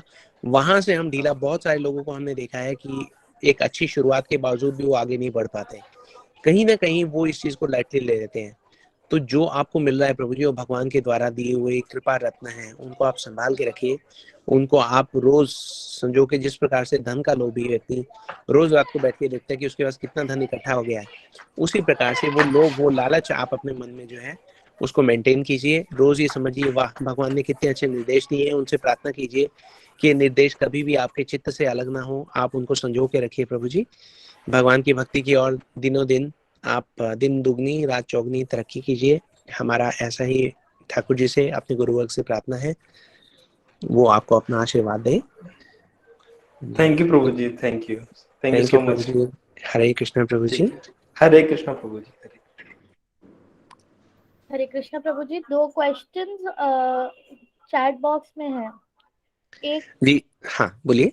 एक क्वेश्चन है, ज्यादातर लोगों को अपना पिछला जन्म के बारे में कुछ याद क्यों नहीं रहता? जी ठीक। देखिए क्वेश्चन आया है, क्वेश्चन ये है कि कुछ लोगों को तो पुराना जन्म याद है, बाकी लोगों को पुराना जन्म नहीं याद है। ऐसा क्यों होता है?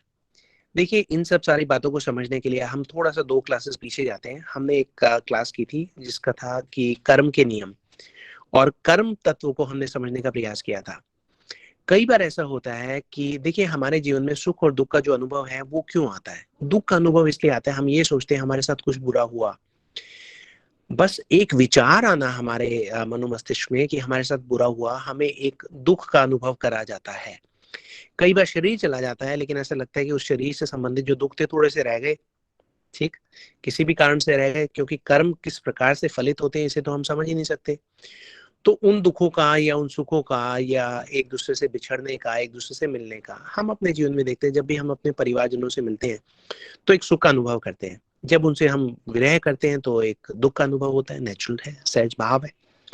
तो कई बार इन सब अनुभवों का मिला जुला एक जो रूप है वो थोड़ा सा हमारा शेष रह गया, कर्मों का फल। मैं सोचता हूँ कि ऐसा एक कारण हो सकता है कि इसी वजह से आपको पुराने जन्म की कुछ बातें याद रहती हैं। मैंने जो रिसर्च वर्क स्टडी किए हैं, पेपर्स जो मैंने पढ़े हैं, उनमें ऐसा माना गया है कि जैसे जैसे शिशु बड़ा होता है उसको पुराने जन्म का जो याद है वो धीरे धीरे उसका कम होने लगता है और नए जन्म के जो संस्कार है वो उसके ऊपर तह जमाने लगते हैं। तो जब बच्चा बड़ा हो जाता है उसको काफी कम याद रहता है। तो यही समझा जाएगा कि पुराने जन्म के जो उनके भाव थे, अच्छे बुरे, सुख दुख, मीठे कड़वे अनुभव, जो भी उनको अनुभव कराना था कर्मों ने, वो उनको कराने का एक माध्यम ढूंढ लिया। हमारे लिए भी अच्छा है, क्योंकि ये सब सारी चीजें जब हम सुनते हैं तो हम ये सोचते हैं अरे अगर ये सब सारा विधि के विधान में ना होता, अगर ये सारी चीजें हमारे सुनने में ना आती, तो हम भी एक सोचते कि एक मिसिंग लिंक है। जब हम रीइंकार्नेशन के बारे में देखते हैं, इन सब सारे लोगों के अनुभव सुनते हैं और शोध करने पर ये पाते हैं कि ये अनुभव सही है, सत्य है, तो हमारा जो मिसिंग लिंक है वो पूरा हो गया। अब इसका मतलब ये हमें पता लग गया कि एक आत्मा दूसरे शरीर में थी, अब दूसरे शरीर में है। अदरवाइज हमें भी शायद ये पता ना लगता। तो हो सकता है ठाकुर जी की इच्छा हो कि कहीं ना कहीं जो कर्मों का खेल किसी का बन रहा है उसको उस कर्म के खेल में उसको फल भी मिल जाए, और हम जैसे जो सिंसियर लोग हैं जो समझना चाहते हैं कि भाई कैसे हम स्वयं को समझाएं, कैसे हम स्वयं से माने कि ये वही आत्मा है जो पहले किसी और शरीर में थी। तो पुनर्जन्म जैसे जैसे हमें प्रकट होते हैं, पुराने जन्म की बातें याद आती हैं, तो उससे हमारे भी आध्यात्मिक जीवन को एक संबल मिलता है। We feel supported, we feel कि हमें जो विज्ञान की प्राप्ति हो रही है वो बिल्कुल सही है। और आप ये देखेंगे कि कहीं भी किसी भी और माध्यम से आपको ये पता नहीं लग सकता, केवल हमारे शास्त्रों में ही इस बात को इतने अच्छी तरीके से एक्सप्लेन किया गया है। तो हमारा शास्त्रों में श्रद्धा और विश्वास बढ़ता है।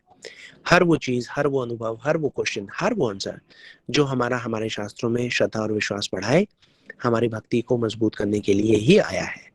तो उसे हमें अपना लेना चाहिए, उसको उसकी शरण लेनी चाहिए, उसको प्रणाम करना चाहिए, उसको उसकी कृपा का पात्र बनना चाहिए। तो बहुत अच्छा प्रश्न पूछा आप प्रभु जी आपने।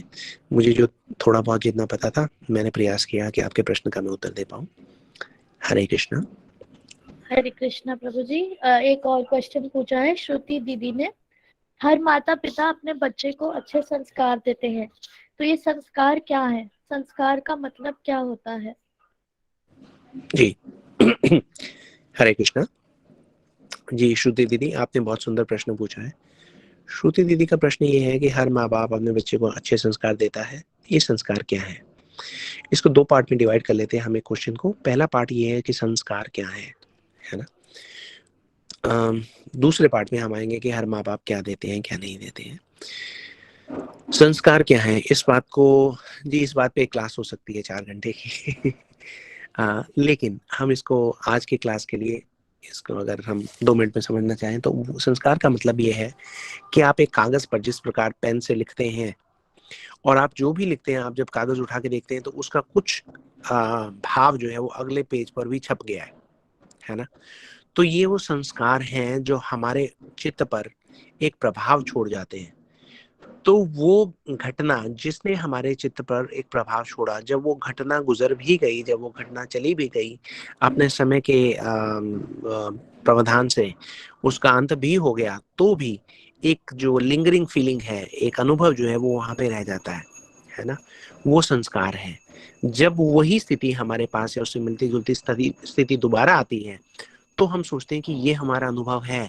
वी नो दिस फीलिंग, हम जानते हैं कि ये क्या है। उसी प्रकार से जब हम बात करते हैं अपने सूक्ष्म शरीर की, मन बुद्धि अहंकार और चित्त, चित्त जो है वो हमारे पुराने संस्कारों का एक स्टोर हाउस है ना। स्टोर हाउस मतलब वहां पे सब पुराने संस्कार हमारे जमा है, हमारे संग्रहित हैं। जैसे जैसे ये संग्रह, अगर मान लीजिए एक ही चीज का, एक ही संस्कार का, एक ही भावना का प्रभाव जो है वो हमारे जीवन में बार बार आता है, तो क्या होता है, वो स्ट्रांग हो जाता है। जिस प्रकार एक कागज पर आपने एक बार लिखा, फिर उन्हीं शब्दों के ऊपर पेन आपने दोबारा फिराया, 3 बार, 4 बार, 10 बार जब आपने फिरा दिया, तो अगले पेज में उसका जो प्रभाव है बहुत गूढ़ आएगा, बहुत गहरा आएगा, और आप उसको इजिली समझ सकते हैं, पढ़ सकते हैं, देख सकते हैं। It's as good as the first page. उसी प्रकार से जब अच्छे संस्कार हमारे जीवन में बार बार बार बार आते हैं, तो वो हमारे ऊपर एक प्रभाव छोड़ते हैं, जिसे हम अपनी भक्ति की रास्ता, भक्ति की जो लिपि है उसको बड़े आराम से समझ सकते हैं, पढ़ सकते हैं, उसको अपना सकते हैं। तो ये संस्कार है।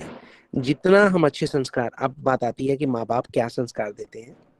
माँ बाप अगर अच्छे संस्कार कहीं से, देखिए संस्कार लेना और देना, हमारे पास अपना शरीर के पास तो कुछ है नहीं, जो लेते हैं भगवान से लेते हैं। या मान लीजिए जब हम अपना माया का संग करते हैं, तो वहां से अपनी इच्छाएं उठाते हैं। इच्छाएं अपने साथ जो है एक प्रभाव लाती हैं, वो प्रभाव संस्कार बन जाता है। तो हम क्या करना चाहते हैं अपने जीवन में, उस इच्छा से हमारा इन्फ्लुएंस होता है संस्कार। अब माँ बाप अच्छे संस्कार देते तो हैं, लेकिन वो किन चीजों का अच्छे संस्कार समझते हैं उस पर भी डिपेंड करता है। कुछ माँ बाप ये कहते हैं पढ़ाई लिखाई आप अच्छी कर लीजिए ताकि आप बड़े होकर पैसा कमा पाए, उनको वो अच्छे संस्कार कहते हैं। कुछ माँ बाप ये कहते हैं कि आप सबका आदर कीजिए, सबका सत्कार कीजिए, बड़ों की आज्ञा का पालन कीजिए, एक अच्छा संस्कार है। लेकिन अगर बड़े जो हैं वो खुद ही गलत है और वो गलत आज्ञा देते हैं, और आप उस गलत आज्ञा का पालन करते जाते हैं, तो आपके पास वो संस्कार पड़ जाएगा। हमें अगर अपनी आध्यात्मिक जीवन से रिलेटेड संस्कार की बात करनी है, तो हमें स्वयं को घेर लेना है साधु संग से, क्योंकि साधु संग उनके निर्देश, उन निर्देशों का प्रभाव और उस प्रभाव से निकला हुआ संस्कार, यही है जो हमें भगवान के पास लेके जा सकता है। तो येन केन प्रकारेण, हमें क्या चाहिए, हमें भगवान की भक्ति से संबंधित जो है निर्देश चाहिए, उन निर्देशों का प्रभाव चाहिए, उन प्रभावों से निकलने वाले संस्कार चाहिए। तो आज की क्लास के लाइफ में जो संस्कार हैं उसको हम इसी प्रकार से समझ सकते हैं। तो और ये संस्कार हमें ये चाहिए कि एक बार हमारे पास पड़े तो हम खुद को भी दोहराने के लिए उन्हीं संस्कारों को आसपास उनका वितरण भी करें, है ना, जहां तक संभव हो हम ऐसा करें। Of course keeping in mind time, place and circumstances, उससे भी भगवान प्रसन्न होंगे, हमारी भक्ति का विकास होगा। हरे कृष्णा। हरे कृष्ण प्रभु जी, बहुत बहुत धन्यवाद आपका। एक्चुअली ये सवाल मेरे कल से घूम रहा है दिमाग में। हमारी क्लास में हम लोग ऐसे ही चर्चा विमर्श शुरू था हमारा किसी बात से, तो ये सवाल आया कि अरे ये संस्कार होते क्या है या फिर उसका मतलब क्या है। तो इसी वजह से आपने अभी संस्कारों के बारे में बताया लेक्चर में, तो वो मुझे स्ट्राइक हुआ तो मैंने पूछ लिया। जी देखिए, संस्कार का वैसे तो अगर हम लिटरल मीनिंग भी लेंगे तो उसके भी कई मीनिंग निकल के आते हैं। संस्कार, हमारे जो कर्म हैं उसके सम ही हम हो जाते हैं, उनको संस्कार कह सकते हैं, है ना। तो इसी जैसे हमने कहा कि हरि कथा, साधुओं के शास्त्रों के जो निर्देश हैं वो अपना प्रभाव छोड़े, तो हम वो जैसे जैसे करते जाएंगे हम वैसे ही बनते जाएंगे। जब हम वैसे बनते जाएंगे तो उसका मतलब ये है वो संस्कारों का प्रभाव हम पे पड़ा है ना। तो गलत संस्कार होते हैं तो वो गलत तरफ चल पड़ते हैं। हमें अच्छे और बुरे संस्कार से ज्यादा भगवान के जो निर्देश हैं उनकी तरफ जाना है, क्योंकि हर माँ बाप ये सोचते हो मैंने तो बड़े अच्छे संस्कार दिए हैं, लेकिन माँ बाप ही अगर शिक्षित नहीं है परमार्थिक विषयों को लेकर, भगवान की भक्ति को लेकर, स्पिरिचुअल टॉपिक्स को लेकर, तो वो ना तो कुछ बता सकते, ना वो किसी दूसरे को कुछ ज्यादा दे सकते, है ना। तो उस तरफ आप जाइए। आप क्लास, आपकी कोई मतलब भगवत गीता से संबंधित क्लास थी या आप कॉलेज वगैरह जाते हैं उस क्लास की बात कर रहे हैं? नहीं, मैं कथक सीखती हूँ, तो हमारे डांस क्लास में भी हमें ये सभी बातें सिखाई जाती है, बिकॉज हमें वो सब एनैक्ट करना पड़ता है ना। भागवत है, गीत, महाभारत, रामायण, इसकी सारी कथाएं हमें सुनाई जाती है, सुननी। बहुत अच्छा, बहुत अच्छा जी, बहुत अच्छा। मैं तो अपने गुरुजी से विषय में चर्चा थी, तो आई बात समझ। जी, भगवान करे कि आप बहुत अच्छे आप नृत्य करें, बहुत अच्छे डांसर बने, अपने जी, डांस के माध्यम धन्यवाद। से आप अपने शास्त्रों का, भक्ति का प्रचार करें। जी, भगवान ही धन्यवाद। Will empower you to spread his message. I जी, wish you all the best. धन्यवाद। जी, जी, धन्यवाद। हरे कृष्णा। हरे कृष्णा। जी, और कोई प्रश्न किसी का? हरे कृष्णा, लक्ष्मी अग्रवाल दीदी। हरे कृष्णा प्रभु जी, दंडवत प्रणाम। दंडवत प्रणाम दीदी, हरे कृष्णा। प्रभु जी, जैसे आपने भी कहा कि हमें ना प्रार्थना करनी चाहिए ठाकुर जी जी से, तो जी कभी कभी ऐसा होता है ना कि हम कितनी प्रार्थना करेंगे, मतलब ठीक है हम ना मतलब ऐसा होता है कि अरे हम बहुत ज्यादा तो नहीं मांग रहे हैं ना भगवान से, या फिर मतलब भगवान ने हमें इतना दिया तो शायद जी अभी हमें थोड़ा ऐसा सोचना होगा कि ठीक है थोड़ा कम करना होगा, कि अरे थोड़ा रुको थोड़ा रुको थोड़ा रुको, तो ऐसी वाली फीलिंग आती है। तो तब हमें क्या करना चाहिए? हमें वो मतलब हमें और प्रार्थना करनी चाहिए, या फिर मतलब वो सिचुएशन को हम कैसे हैंडल करें? जी देखिए, सुखे दुखे समावृता लाभा लाभो जया जयो। हम्म, हमें भगवान से जो प्रार्थना करनी है, भगवान से ये प्रार्थना करनी है कि भगवान आप हमारी भक्ति दीजिए, वो है प्रार्थना। बाकी दूसरा है, अगर हम भगवान से मांग रहे हैं तो भक्ति तो है ही नहीं, हो ही नहीं सकती ना। वो तो बिजनेस ट्रांजैक्शन हो गई, हम किसी से मीठा बोल के अपना काम निकलवा लेते हैं, कुछ कुछ वैसा हो गया। हम यहाँ पे किस चीज की बात कर रहे हैं? जो आपने एक बहुत अच्छा ये प्रश्न मेरे लाभ के लिए पूछा है, क्योंकि मेरे जैसा व्यक्ति कई बार क्या करता है, भगवान से कुछ मांगने के लिए जाता है, फिर वो कहता है ओ भगवान तुमने इतना दिया, बहुत अच्छा है ना, जस्ट टू थोड़ा सा मक्खन लगाने के लिए कि भगवान देखो मैंने आपके बारे में कितनी अच्छी बातें की है ना, आई हैव ग्लोरीफाइड यू, अब मुझे थोड़ा सा और दे दीजिए। लेकिन भक्त भक्त को क्या करना है? भक्त को भगवान के पास जाना है, वो ये कहने के लिए कि भगवान मुझे आप चाहिए, मुझे आपकी सेवा चाहिए। अर्जुन जब गया भगवान के पास तो अर्जुन ने कहा भगवान मुझे आप चाहिए। दुर्योधन जब भगवान के पास गया तो कहा कि भगवान मुझे आपके संसाधन चाहिए, आपकी सेना चाहिए। तो हम दुर्योधन वाली गलती नहीं करें, हमें अर्जुन की तरह जाना है और ये बोलना है कि भगवान हमें आप चाहिए, आपकी सेवा चाहिए, आपका साथ चाहिए। किस लिए? इसलिए नहीं कि हमारे दुख दूर हो सके, सुख और दुख तो हमारे कर्म कर्म वाली क्लास, आप अगर आप किसी कारण से अटेंड ना कर पाए हो तो उसकी रिकॉर्डिंग मिल जाएगी कहीं ना कहीं, वो हम आपको भिजवाएंगे, आप उसको सुनिए। किसी भी क्लास को देखिए, कम से कम 11 बार सुनिए। आप 11 बार जब आप उस क्लास को सुनेंगे तो आपको हर बार एक नई जो अनुभूति होगी, उससे आपको बहुत सारी चीजें हैं वो पता लगेंगी।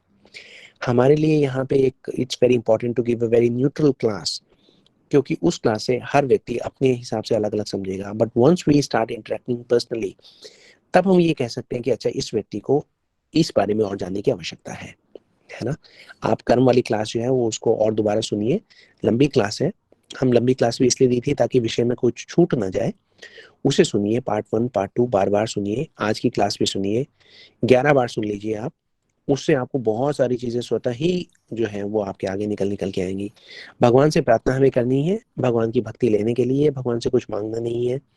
जीवन में सुख और दुख अपने अपने समय के हिसाब से आएंगे, उनको पता है कि उनको कब आना है, कब जाना है। हमारे कर्मों का फल है वो आगे आगे आगे प्रकट हो रहा है। जब हम भगवान की भक्ति की ओर बढ़ते हैं तो बहुत सारी चीजें ऑटोमेटिकली हो जाती हैं, है ना। भगवान को पता है हमारी भलाई किसमें है, हमें तो कुछ भी नहीं पता कि हमारी भलाई किसमें है ना। जी, कल हम कहीं जा रहे थे, तो एक तरफ जैम लगा हुआ था, ट्रैफिक जैम लगा हुआ था, तो फिर ड्राइवर ने क्या किया, दूसरी तरफ रॉन्ग साइड पे गाड़ी निकाल ली और बोला कि यहाँ से बहुत जल्दी पहुंच जाएंगे हम। तो रॉन्ग साइड में 5 मिनट तो बड़ा फ्री चलता रहा मामला, उसके बाद वहां पे जो था वो जैम लग गया, दूसरी तरफ से ट्रैफिक जैम खुल गया। वहां से फिर वो जो हमारे साथ वाली कारें थी वो तो हमसे आधे घंटे पहले पहुंच गई अपनी डेस्टिनेशन पे। हम किस चीज को जीवन के कौन सी स्टेज पे खड़े होके उसको इजी देखते हैं, सही देखते हैं, वो मैटर नहीं करता। भगवान को पता है कि कहाँ क्या ठीक है, क्या गलत है। हमें तो केवल ये कहना है कि हे भगवान हमें अपनी तरफ जो बुलाने का कोई ना कोई मार्ग दिखाइए। वहां पर आके हम क्या करने हैं? भगवान के पास अगर हम जाएंगे भी तो क्या करने हैं? भगवान की सेवा करने के लिए। जीवेरा स्वरूप है कृष्णेरा नित्य दास। हम भगवान के दास। दास का मतलब ये नहीं कि नौकर, दास का मतलब ये है कि सेवा का आनंद उठाने वाला व्यक्ति, है ना। जो सेवा में आनंद है वो किसी और में आनंद ही नहीं है।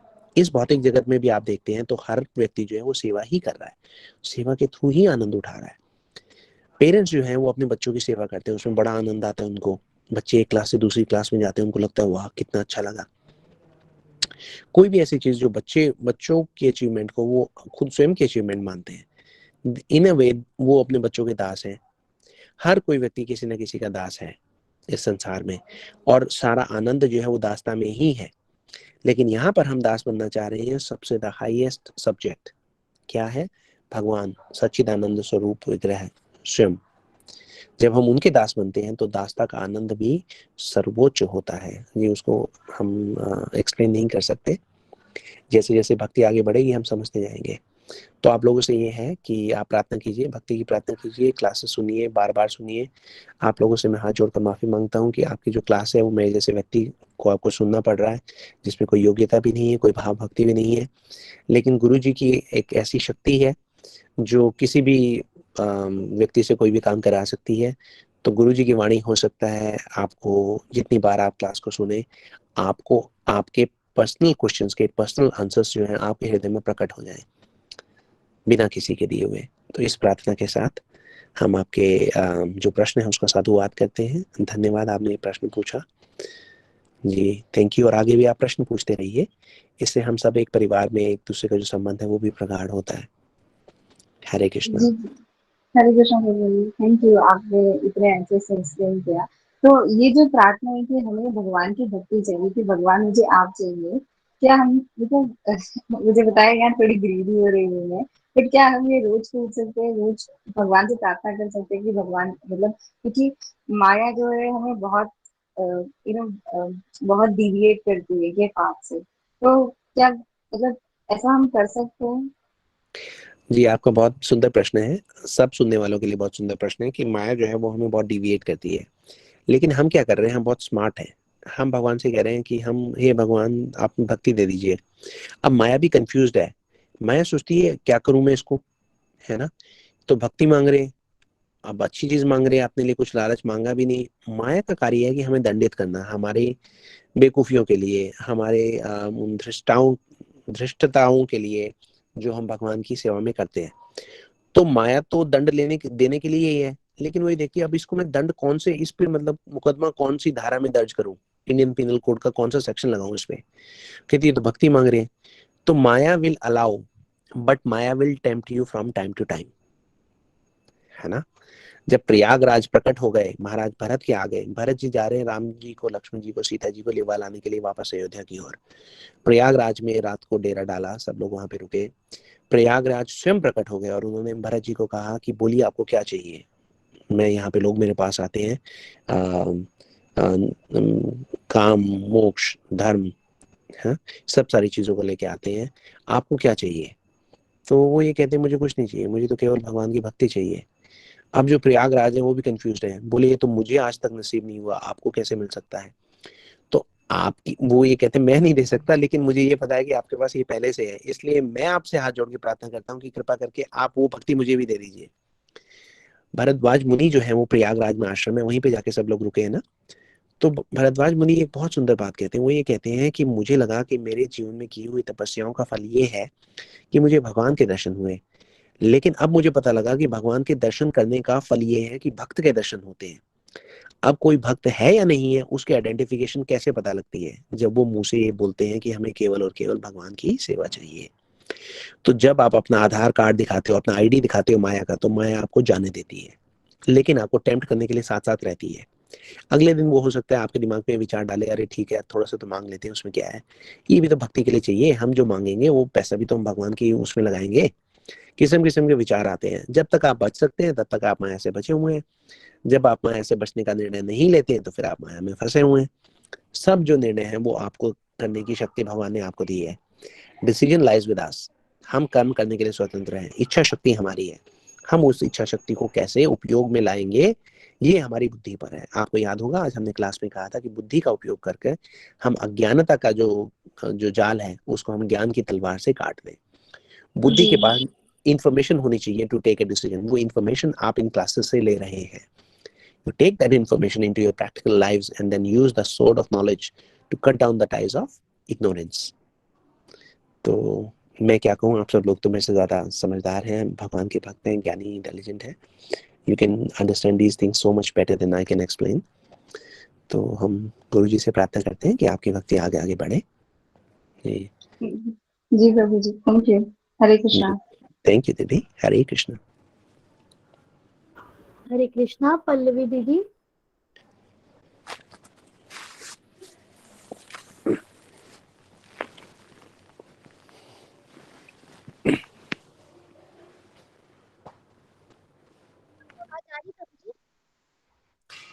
जी आपकी आवाज बहुत स्लो आ रही है। एक मिनट मैं दोबारा।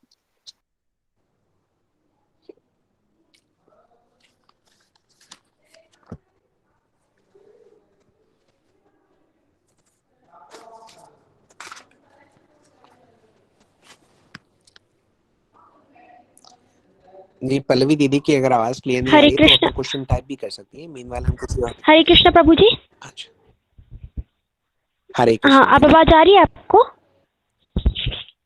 जी मुझे अब आवाज आ रही है आपकी। प्रभु जी, मेरा ये प्रश्न था कि भक्ति में आगे बढ़ने के लिए भाव ज्यादा जरूरी है या ज्ञान भी जरूरी है? देखिए सब जरूरी है ना। अभी इस स्टेज पर भाव वाली स्थिति तो हमारी पहुंची नहीं है। हमारी इंटेंशन होनी चाहिए कि भगवान से हम अभी देखेंगे। अभी इस स्टेज पे अगर शुरू शुरू में बात की जाए तो ज्ञान आपको ज्यादा जरूरी है। ज्ञान अपने आप में एक डेस्टिनेशन नहीं है, लेकिन आप उसको उपयोग करके जिस प्रकार से अगर आपको रस्सी पकड़ पकड़ कर एक कुएं से बाहर निकलना है तो आपकी डेस्टिनेशन रस्सी नहीं है, आपकी डेस्टिनेशन कुएं से बाहर निकलना है। लेकिन वो रस्सी आपके लिए जरूरी है बाहर निकलने के लिए। तो हमें ज्ञान नहीं चाहिए, लेकिन हमें ज्ञान का सहारा चाहिए, है ना। भाव अगर मतलब एक बात, भाव एक ऐसा शब्द है जो अपने आप में बहुत गूढ़ तत्व भी है, लेकिन उसको लूजली जो है यूज किया जाता है हमारे समाज में। हमें बहुत केयरफुल रहना चाहिए। काफी लोग ये कहते हैं ओ बस हम तो, जैसे हम अभी किसी से मिले तो वो बोले हमारे घर तो लड्डू गोपाल है, हम बहुत प्रभावित हुए। कितनी अच्छी बात है। फिर थोड़ा और पूछने में पता लगा कि वो उनको कभी कभी बस उनके आगे मिश्री रख देते हैं या कभी कोई एप्पल रख दिया। तो ये जो वो कहते हैं हमारा तो भाव है, बस हम भाव से खिलाते हैं। अगर मैं उनसे पूछूं कि उनके पास जो उनके बेटियां घूम रही थी 4 साल की, हर 5 मिनट में पूछती थी बेटे ये खा ले, बेटे ये खा ले, बेटे ये खा ले। तो अगर भाव की बात है तो बेटे को मन मन खिला दिया करो। कहते हैं हम तो, हमारे बिहारी जी तो बस मन मन में खा लेते हैं। छोटे से लड्डू गोपाल जो हमने रखे हैं हम मन से ही कर लेते हैं उनको तो सब। तो अगर मन मन से ही आपको करना है तो आप अपने बच्चे को मन मन से खिला लीजिए, है ना। तो लोग भाव का सहारा लेकर अपनी जो वो है विफलता है उसको ढकने का प्रयास करते हैं। हम भाव वाला जो पार्ट है वो हमारा बाद में आएगा। अगर अभी कोई भाव हमने रखना है तो वो सेवक का भाव रखें कि वी आर द सर्वेंट और हमें भगवान की सेवा करते रहना है। भगवान की प्रसन्नता का कुछ ना कुछ हमें साधन ढूंढना है। उतना तो भाव अलाउड है, लेकिन वो वैसा भाव नहीं जिसमें आपके अंदर ये आए कि वो हमें क्षमता है या हमारे अंदर थोड़ा सा वो एक अहंकार बोध आ जाता है कई बार। उससे हम बच के रहें। ज्ञान जो है, ज्ञान का मतलब इन्फॉर्मेशन। आप इन्फॉर्मेशन लीजिए ठाकुर जी की सेवा करने के लिए। जैसे कोई मेहमान आपके घर में आता है, आपको ये पता है कि भाई उनको आलू के पराठे पसंद है, तो आप उनको मूली के पराठे बना के मत दे दीजिए, क्योंकि आपका भाव है आपको मूली देनी है ना। आप ये पता कीजिए कि भाई उनको क्या खाना है, क्या उनको अच्छा लगता है। कोई व्यक्ति आया जिसको डायबिटीज है, आप उसको वो चीजें नहीं दे सकते जो उनको लेनी ही नहीं है ना। तो ज्ञान का मतलब ये है कि सेवा किस प्रकार से करनी है वो समझिए। उसके बाद भाव आपका बनाना है तो वो भाव ऐसा बनाइए कि हर हालात में आपकी सेवा जो है वो अविरल रूप में चलती रहे, उसको रोकना नहीं है। भाव एक किस्म से एक इमोशनल स्टेट है, वो भी अच्छा है, हर चीज अच्छी है, ज्ञान भी अच्छा है, भाव भी अच्छा है, बशर्ते वो भगवान की ठाकुर जी की सेवा के लिए उपयोग में लाया जा सके। अब ये सारी चीजें आप उपयोग में कैसे ला सकते हैं, वो इंटेलिजेंस भी आपको भगवान ही देंगे जब वो आपके अंदर आपके हृदय की गंभीरता को देखेंगे। When he sees the sincerity in your heart he will inspire you to serve him, है ना। लेकिन वो शॉर्ट टर्म नहीं होना चाहिए। वो ऐसा नहीं है कि भाई जैसे एक ट्रेंड चला, कुछ टाइम के लिए चला फिर चला गया, है ना। हमें एक दृढ़ निश्चय के साथ आगे बढ़ना चाहिए, वो बहुत जरूरी है। भगवान वो देखते हैं, माया देवी भी वही देखती है। जितना हम दृढ़ निश्चय के साथ आगे बढ़ेंगे उतना माया हमारी परीक्षा लेगी। जितनी परीक्षा हम उत्तीर्ण करते जाएंगे उतना हम आगे बढ़ते जाएंगे, है ना। आप देखते हैं कि किसी एक बार एक जर्नलिस्ट ने एक व्यक्ति से पूछा जो कि very highly educated that person, sorry मैं हिंदी और इंग्लिश मिक्स कर देता हूँ, मुझे आप क्षमा कीजिएगा। तो एक बार एक बहुत नहीं नहीं, शिक्षित कोई व्यक्ति से दिक्कत नहीं है। किसी पत्रकार ने पूछा कि इतनी शिक्षाएं लेने के लिए आपने क्या किया, तो उनका आंसर ये था मैंने बहुत सारी परीक्षाएं दी, है ना। तो भगवान की भक्ति में आगे बढ़ने के लिए हमें क्या करना है? माया के द्वारा दी हुई परीक्षाओं में उत्तीर्ण होना है। सुखदेव गोस्वामी पूरी की पूरी भागवत जो सुना रहे हैं परीक्षित महाराज को, उसका कारण ये है कि परीक्षित महाराज जो है वो परीक्षित हैं, परीक्षा दी है उन्होंने, उस परीक्षा में उत्तीर्ण हुए हैं। मृत्यु का उनको संदेश आया, लेकिन वो मृत्यु के संदेश का उन्होंने स्वागत किया है और उन्होंने कहा है जब तक मैं जीवित हूँ तब तक मुझे ये सोचना है कि एक जीवित व्यक्ति का क्या धर्म है, मृत्यु होने से पहले उसे क्या करना चाहिए और क्या नहीं करना चाहिए, है ना। इस बात से प्रसन्न होकर, उनकी गंभीरता से प्रसन्न होकर सुखदेव गोस्वामी उनको पूरी की पूरी श्रीमद् भागवतम सुना रहे हैं। और भी बहुत सारी चीजें। अब मैं उस मोड में आता जा रहा हूँ कि मैं 2 घंटे बोलता जाऊंगा। आज मैं बहुत अनुशासन में था। आज की क्लास 1 घंटे में मैंने निपटाई अपने सामने घड़ी देखकर। जी, आपके प्रश्न इतने सुंदर हैं, कहीं ऐसा ना हो कि लंबे लंबे आंसर चले जाएं, लेकिन मैं समझ सकता हूँ कि आप शॉर्ट आंसर से भी आपने जो सार है उसको ग्रहण कर लिया है। जी, आपकी भक्ति जो है वो आगे आगे बढ़ती जाए, ऐसी हमारी प्रार्थना है। थैंक यू प्रभु जी। प्रभु जी, एक और प्रश्न था कि हम अहंकार से कैसे बचे, क्योंकि ना अभी 2 दिन पहले मैंने सुना जीव जागो, तो मैंने वो अलार्म सेट किया, तो मैं सुबह 4 बजे उठ गया, बहुत अच्छे से दिन गया वो मेरा। लेकिन उसके अगले दिन ही मेरे अंदर ये भाव आ गया कि आज तो मैं जल्दी उठ गई थी। अगले 2 दिन से ऐसा हो रहा है कि मैं 8 बजे उठ रही हूँ, तो ये अहंकार की वजह से हो रहा है क्या?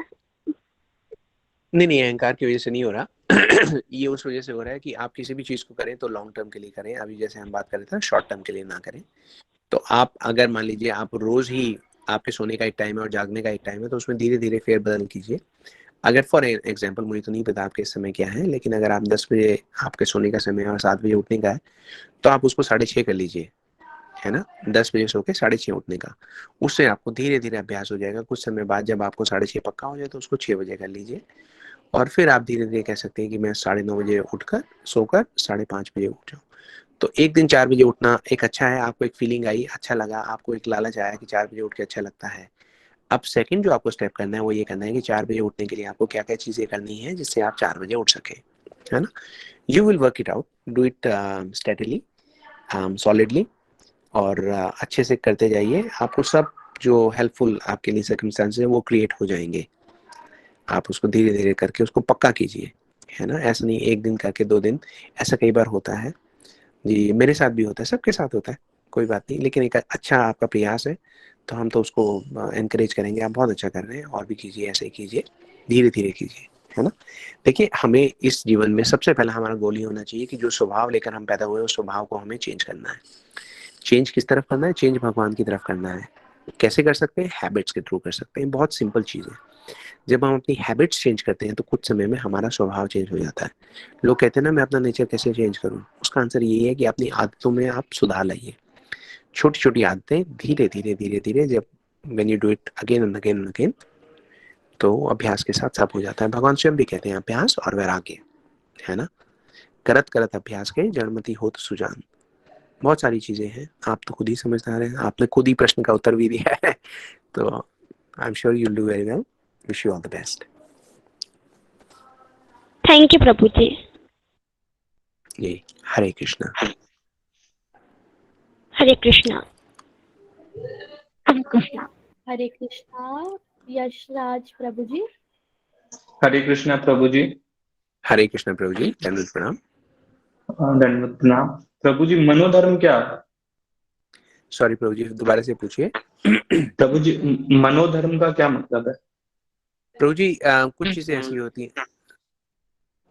सॉरी, आप कुछ कह रहे थे? नहीं, बोलिए प्रभु जी। अच्छा प्रभु जी, कुछ चीजें ऐसी होती हैं जो तत्व के रूप में हमारे जो शास्त्र हैं उनमें दी हुई है ना। मनोधर्म जो है, उसके आपने किस कॉन्टेक्स्ट में पूछा वो बहुत इंपॉर्टेंट है। आप थोड़ा सा कॉन्टेक्स्ट बताएंगे तो उसी कॉन्टेक्स्ट में आपको एक्सप्लेन किया जा सकता है। आपने कहाँ सुना, कहाँ मनोधर्म? भगवत गीता में कहीं सुने थे मनोधर्म शायद। जी, अच्छा प्रभु जी, उसमें अगर आप वो श्लोक बताएंगे तो फिर हम आपको और अच्छे से बता सकते हैं कि उस श्लोक के कॉन्सेप्ट में। ऐसा मेरा पूछना इसलिए है क्योंकि एक बात को हम बहुत विस्तृत रूप में बता सकते हैं, लेकिन वो पूरा बताने के बाद भी आपको क्लियर नहीं होगा कि ये बात से लाभ क्या हुआ आपको। और दूसरा, एक बार हमें पता लग जाए तो बहुत जल्दी हम उसको इस प्रकार से एक्सप्लेन कर सकते हैं कि आपको लाभ हो जाए। सॉरी प्रभु जी, आप श्लोक तो याद नहीं है लेकिन कोई बात नहीं प्रभु जी, आप वो ढूंढ लीजिएगा, आप मुझे भेज दीजिएगा, हम नेक्स्ट क्लास में उसको टेकअप कर सकते हैं, है ना। ठीक है प्रभु जी। एक और क्वेश्चन था। पूछिए प्रभु जी। प्रभु जी आपने बताया था कि मनुष्य जन्म बहुत ही दुर्लभ है। अगर ये दुर्लभ है तो सबके साथ अलग अलग सिचुएशन क्यों है, और ये भगवान की कृपा से मिलता है, तो सबको एक फेयर चांस मिलना चाहिए ना कि भक्ति करने के लिए। जी प्रभु जी, देखिए जो मैंने कहा होगा, मुझे अब याद तो नहीं है क्योंकि मेरी याददाश्त इतनी थोड़ी सी कमजोर है। आपने कहा था या किसी ने कहा था, लेकिन ऐसा सुनने के लिए मिला था। जी जी जी, मैं जो सोचता हूँ, जितना मेरे में समझ है, मुझे ऐसा लगता है हमने ये कहा होगा मनुष्य जन्म दुर्लभ है। दुर्लभ का मतलब रेयर है, आप भी ये समझते ही हैं कि रेयर है।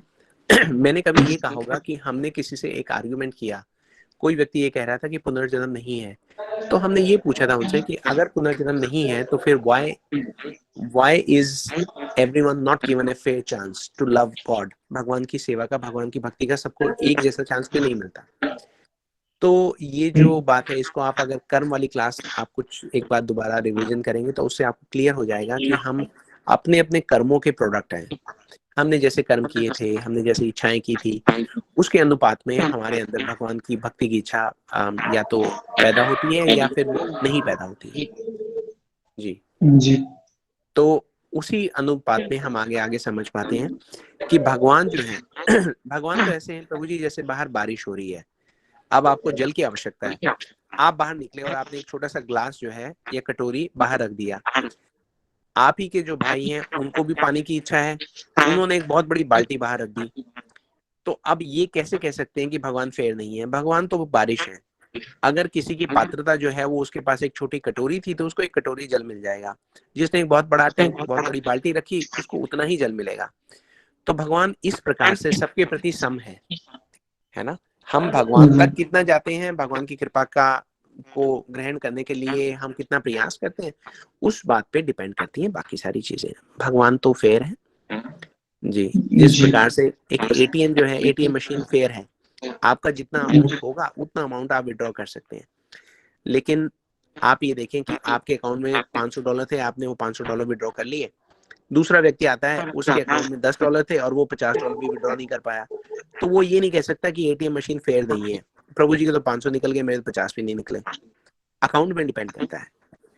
अच्छा ठीक है। और प्रभु जी एक था, थोड़ा अलग सा क्वेश्चन था लेकिन पूछ लेते हैं। आत्मा क्या लिमिटेड है क्या? इतने लोग भगवान के पास जा चुके हैं, इतने बचे हुए हैं, मतलब प्रभु जी इनकी कोई गिनती नहीं है ना। गिनती इसलिए नहीं हो सकती क्योंकि अनंत कोटि ब्रह्मांड है, और उसमें भी आप देखो ना कि कितने कितने जीव तो हैं। पत्ते पत्ते को उठा के देखो तो पता चलता है कि पूरी कॉलोनी बनी हुई है चींटियों की, एक एग्जाम्पल के हाँ लिए। वो हर चींटी में आत्मा है ना। हाँ दुनिया की पॉपुलेशन देखिए, कई बार लोग कहते हैं वो इतनी पॉपुलेशन हो गई, इतनी सारी आत्माएं कहाँ से आ गई। लेकिन अगर हम माइक्रोस्कोप के अंदर देखते हैं तो इतने माइक्रो ऑर्गेनिज्म हैं जो 50 पैसे के जो ₹1 के सिक्के में उतनी पॉपुलेशन है जितनी पूरी दुनिया की पॉपुलेशन है, उतने माइक्रो ऑर्गेनिजम्स रह रहे हैं हर एक के अंदर आत्मा। बताओ कैसे पता लगाएंगे? तो ये तो वो विषय है प्रभु जी जिनका कोई अंत नहीं है ना। हम ये सारे विषय इस जीवन में इसलिए भी लाए गए हैं क्योंकि जो भक्त होगा वो ये देखेगा तो वो ये सोचेगा कि अरे इतनी सारी आत्माएं हैं और इन आत्माओं में मुझे अवसर मिला है भगवान की भक्ति करने का। और कई बार माया हमें इस प्रकार से भी हमारा समय चुरा लेती है, ये सोच के कि वाह जीवन बड़ा विचित्र है, ऐसा कैसे हुआ, वैसा कैसे हुआ।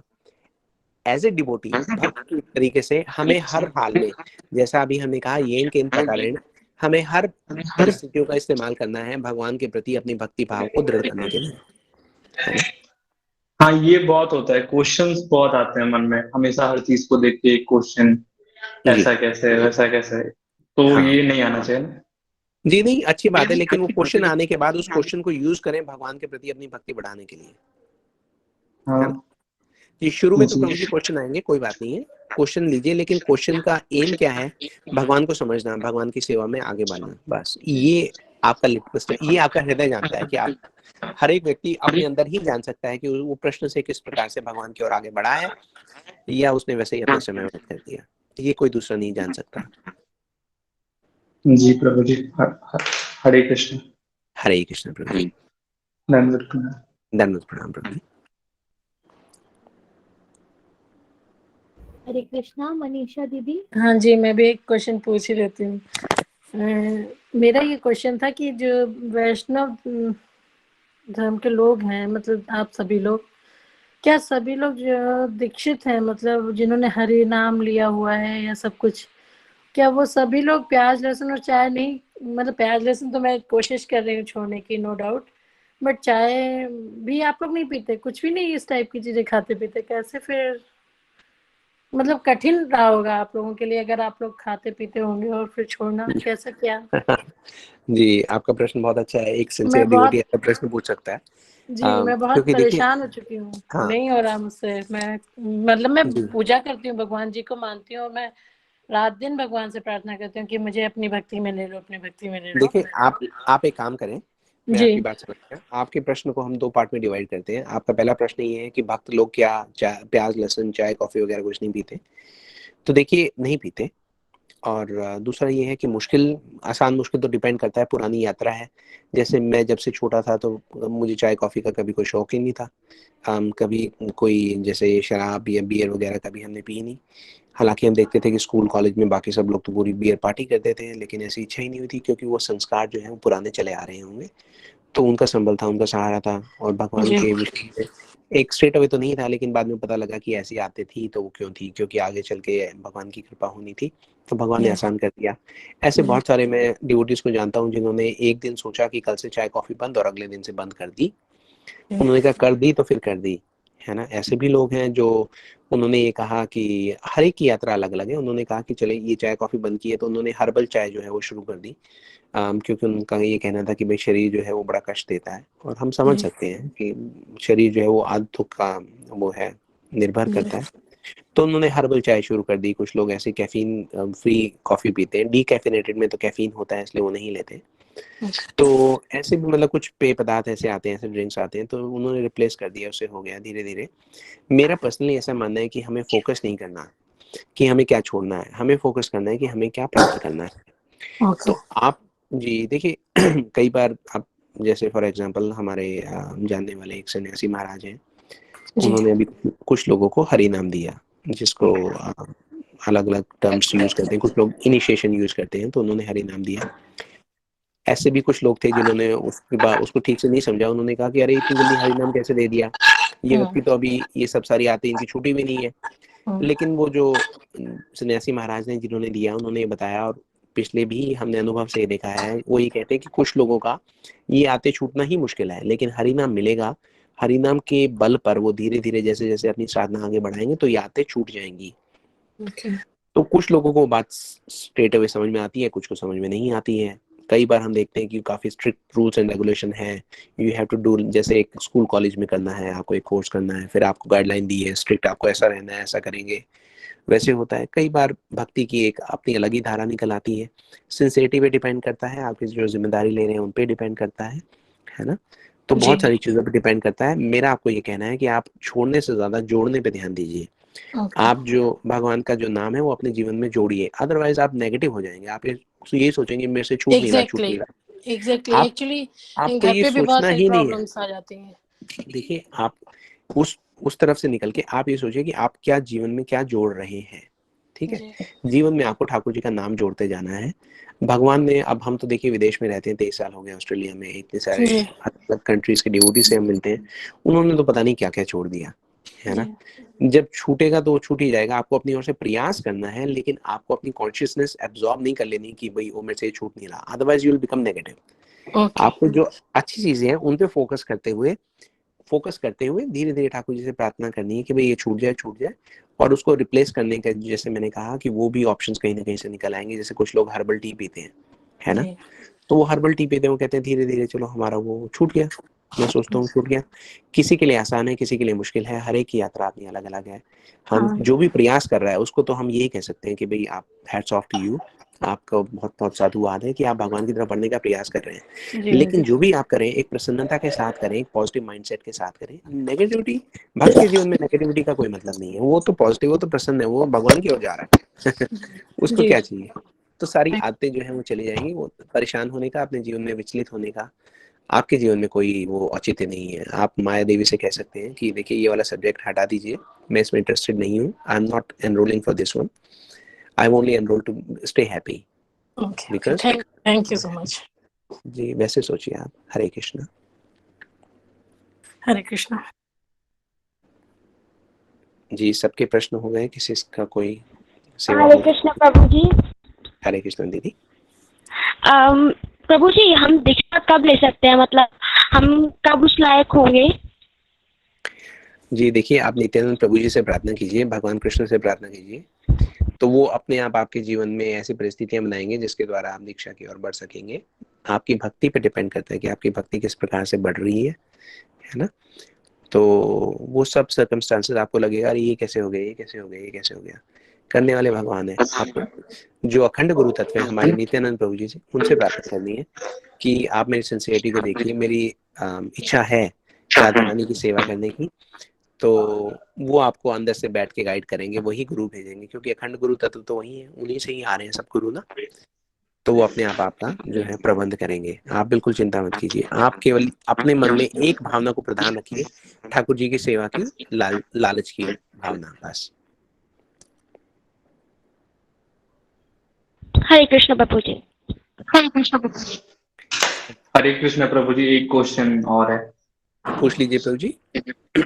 अब प्रभु जी, सोसाइटी में बहुत सारा चीज होता है ना कि अब जैसे हम लोग स्पिरिचुअल पाते हैं तो हम लोग सच बोलते हैं और सब कुछ चलता है, लेकिन बहुत जगह कंप्रोमाइज करना होता है ना।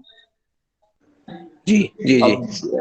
अब जैसे कोई चाय नहीं पीता, सपोज मेरे मन में ये एग्जांपल आ रहा है, तो उसके साथ ऐसा सिचुएशन हो सकता है कि उसको चाय का दुकान लगाना पड़े अगर वो टी सेलर है तो। हाँ हाँ जी, मैं समझ गया प्रभु जी। कई बार हमारे दिमाग में ऐसे विचार आते हैं कि हमें 100% जो है परफेक्शन चाहिए। हाँ 100% वो परफेक्शन बहुत अच्छा है अगर हो जाए तो। अगर वो 100% परफेक्शन नहीं हो रहा तो आप 100 की ट्राई करते रहें, जब तक वो नहीं होता तब तक आप चलते रहिए, है ना। क्योंकि मेन बात क्या है, आपको अपनी भक्ति को आगे बढ़ाना है प्रभु जी। मैं तो बहुत प्रैक्टिकल आदमी हूँ, इसलिए मैं प्रैक्टिकल बात कहूंगा। पॉलिटिकली करेक्ट आंसर कुछ और हो सकता है, मैं वो नहीं देने वाला। मैं आपको यही बताने वाला हूँ कि आप अपने प्रयासों को जारी रखिए और धीरे धीरे धीरे धीरे सब हो जाएगा। अगर जल्दी हो जाए तो और भी अच्छा है, लेकिन आप उससे डिस्करेज होकर don't fall into that trap whereby you are feeling negative और यू आर फीलिंग इनएडिक्वेट। आप ये कहिए कि ठाकुर जी की इतनी सेवा मैं कर पा रहा हूँ, ये और सेवा हो जाए तो अच्छी है। ठाकुर जी से प्रार्थना करते रहिए, वो अपने आप आपको जो भी हालात हैं वो आपके चेंज कर सकते हैं। आप जब तक आप 100 रन नहीं बना पा रहे तब तक आप 10 रन बनाइए, 20 रन बनाइए, 30 रन बनाइए, जितने भी रन बनाइए उसमें पूरा पूरा प्रयास कीजिए। एक दिन आप 100 पर पहुंच जाएंगे। जी प्रभु। नहीं, कभी कभी कोई ऐसी चीज होती है ना कि वहां पे कोई ऑप्शन ही नहीं बचता है, आपको गलत करना ही पड़ेगा। प्रभु जी ठाकुर जी से प्रार्थना कीजिए कि देखिए इतना गलत तो ना हो कि जीव हिंसा वगैरह हो, है ना। नहीं बाकी वो नहीं। हाँ, तो वो तो प्रभु जी ठाकुर जी से प्रार्थना करके आगे बढ़ते जाइए, वो अपने आप आपको आगे बढ़ाते जाएंगे। If you can not be 100% pure straight away, आपको प्रयास करना है। जिस दिन आप जिम जाते हैं और जिम जाके आप ये सोचते हैं मुझे 20 किलो वेट अपना कम करना है, अगले दिन से आप 20 किलो वेट नहीं कम कर सकते, है ना। धीरे धीरे, it is a procedure, you start the procedure, that is more important. You start going to the gym and you keep going, keep going, keep going, then the results will eventuate one day. जी प्रभु जी। ठीक है प्रभु जी। ठीक है, हाँ ठीक है प्रभु जी, थैंक यू। हरे कृष्णा। हरे कृष्ण प्रभु जी। जी और कोई आप सब लोग जो हैं, कोई प्रश्न आपके मन में हो या किसी आंसर से आप लोग सेटिस्फाइड ना हो तो बताइए।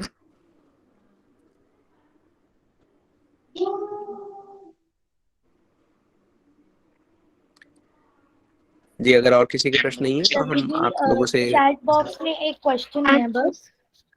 जी हरे कृष्णा प्रभु जी, मेरे घर में या बाहर जो नजदीकी लोग हैं मेरे, अगर वो कुछ गलत कर रहे हैं तो अगर मैं उन्हें बताऊं, वैसे मुझ में इतनी कैपेबिलिटी नहीं है, पर अगर मैं भक्तों के साथ रह के कुछ सीख पा रही हूँ और उन्हें बताऊं और पाप का भागी ना होने दूं, तो क्या मुझे बताना चाहिए, अपना मुख बंद रखूं? वो भी माला करते हैं। जी देखिए, बताने का जो ढंग है उस पर बहुत हद तक डिपेंड करता है, टाइम प्लेस एंड सर्कमस्टेंसेस के हिसाब से। जैसे समय काल और परिस्थितियों को देखते हुए आप कह सकते हैं। भगवान से प्रार्थना कीजिए कि किस प्रकार से कहें, जब भी कहें उसको इस तरीके से करें कि अगले व्यक्ति को आप इंस्पायर करें, उसको डिस्करेज ना करें। जो चेंजेस हैं आप देखते हैं कि परिवर्तनशीलता का जो प्रिंसिपल वो वहां आता है जहां आप उसको प्रेरणादायक बनाते हैं, है ना। तो कहने का मतलब ये, आप inspire them to change, not उनको ऐसा नहीं लगना चाहिए कि आपने उनकी कमी निकाली। आप एक नॉर्मल टॉपिक उठा सकते हैं कि भाई इस हालात में क्या यही एक ऑप्शन है या कोई और ऑप्शन भी हो सकती है, क्या क्या हो सकता है, उस तरीके से एक ऑब्जेक्टिवली बात को उठाएं। तो वहां से you can have a neutral discussion, और फिर रिएक्शन को देखते हुए आप धीरे धीरे कुछ भी बात बता सकते हैं, सही या गलत जैसा आपको लगेगा। आपकी अगर इंटेंशन जो है वो उनकी सेवा करने की है, तो फिर देखिए भगवान अपने आप आपको इंटेलिजेंस देंगे जिसके द्वारा आप कह सकते हैं। अगर दूसरा व्यक्ति भी माला करता है तो ये एक अच्छा साइन है कि वो शायद ओपन माइंडेड होगा उस बात को समझने के लिए। लेकिन आप उनसे पूछ सकते हैं कि भाई कई बार दिमाग में विचार आता है कि इस परिस्थिति में हम और क्या कर सकते हैं, इसके अलावा कुछ और भी ऑप्शन है हमारे पास या नहीं है। उससे उसका जवाब सुनकर उनका उत्तर सुनकर आपको पता लग जाएगा कि वो ओपन माइंडेड हैं और इस बारे में सुनने के लिए, विचार करने के लिए, बदलने के लिए, या वो उस बारे में सुनना नहीं चाहते। और फिर जैसा भी उत्तर आए, समझदार को इशारा बहुत होता है, आप समझ जाएंगे कि और बोलना है कि नहीं बोलना है। सबसे पहले आप अपनी भक्ति का ध्यान रखें, कहीं ऐसा ना हो कि आप उनको बताने के चक्कर में अगर उनको अच्छी न लगे बात, तो वो आपके मनोमस्तिष्क को इतना प्रभावित करे कि आप अपनी भक्ति ना कर पाए, उनके बारे में सोचने में आपका समय चला जाए। इन सब सारी चीजों को देखते हुए एक ऑन बैलेंस जैसा आपको ठीक लगे वैसा आप कीजिए। ये सारी वो चीजें हैं जो एक्सपीरियंस के साथ आप समझ जाते हैं। कई बार उल्टा पड़ जाती है बात, कई बार अच्छी पड़ जाती है, लेकिन धीरे धीरे कीजिए ताकि कहीं भी आपको मतलब ज्यादा आगे मत बढ़िएगा सीमा से, दोनों तरफ रहते हुए स्लो स्लो जो है चेंजेस वो लॉन्ग लास्टिंग होते हैं।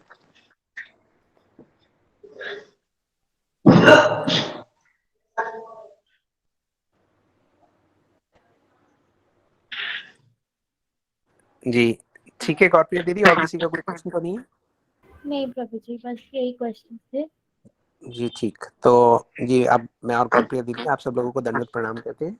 आज अपना बहुमूल्य समय देने के लिए आपका आभार व्यक्त कर रहे हैं जी, और आप इसी प्रकार से आगे आगे अपनी भक्ति में बढ़ते जाइए और हमें सेवा का अवसर देते जाइए जी। आप सब लोगों से दोबारा भेंट होगी नेक्स्ट दिन, तब तक के लिए हरे कृष्णा।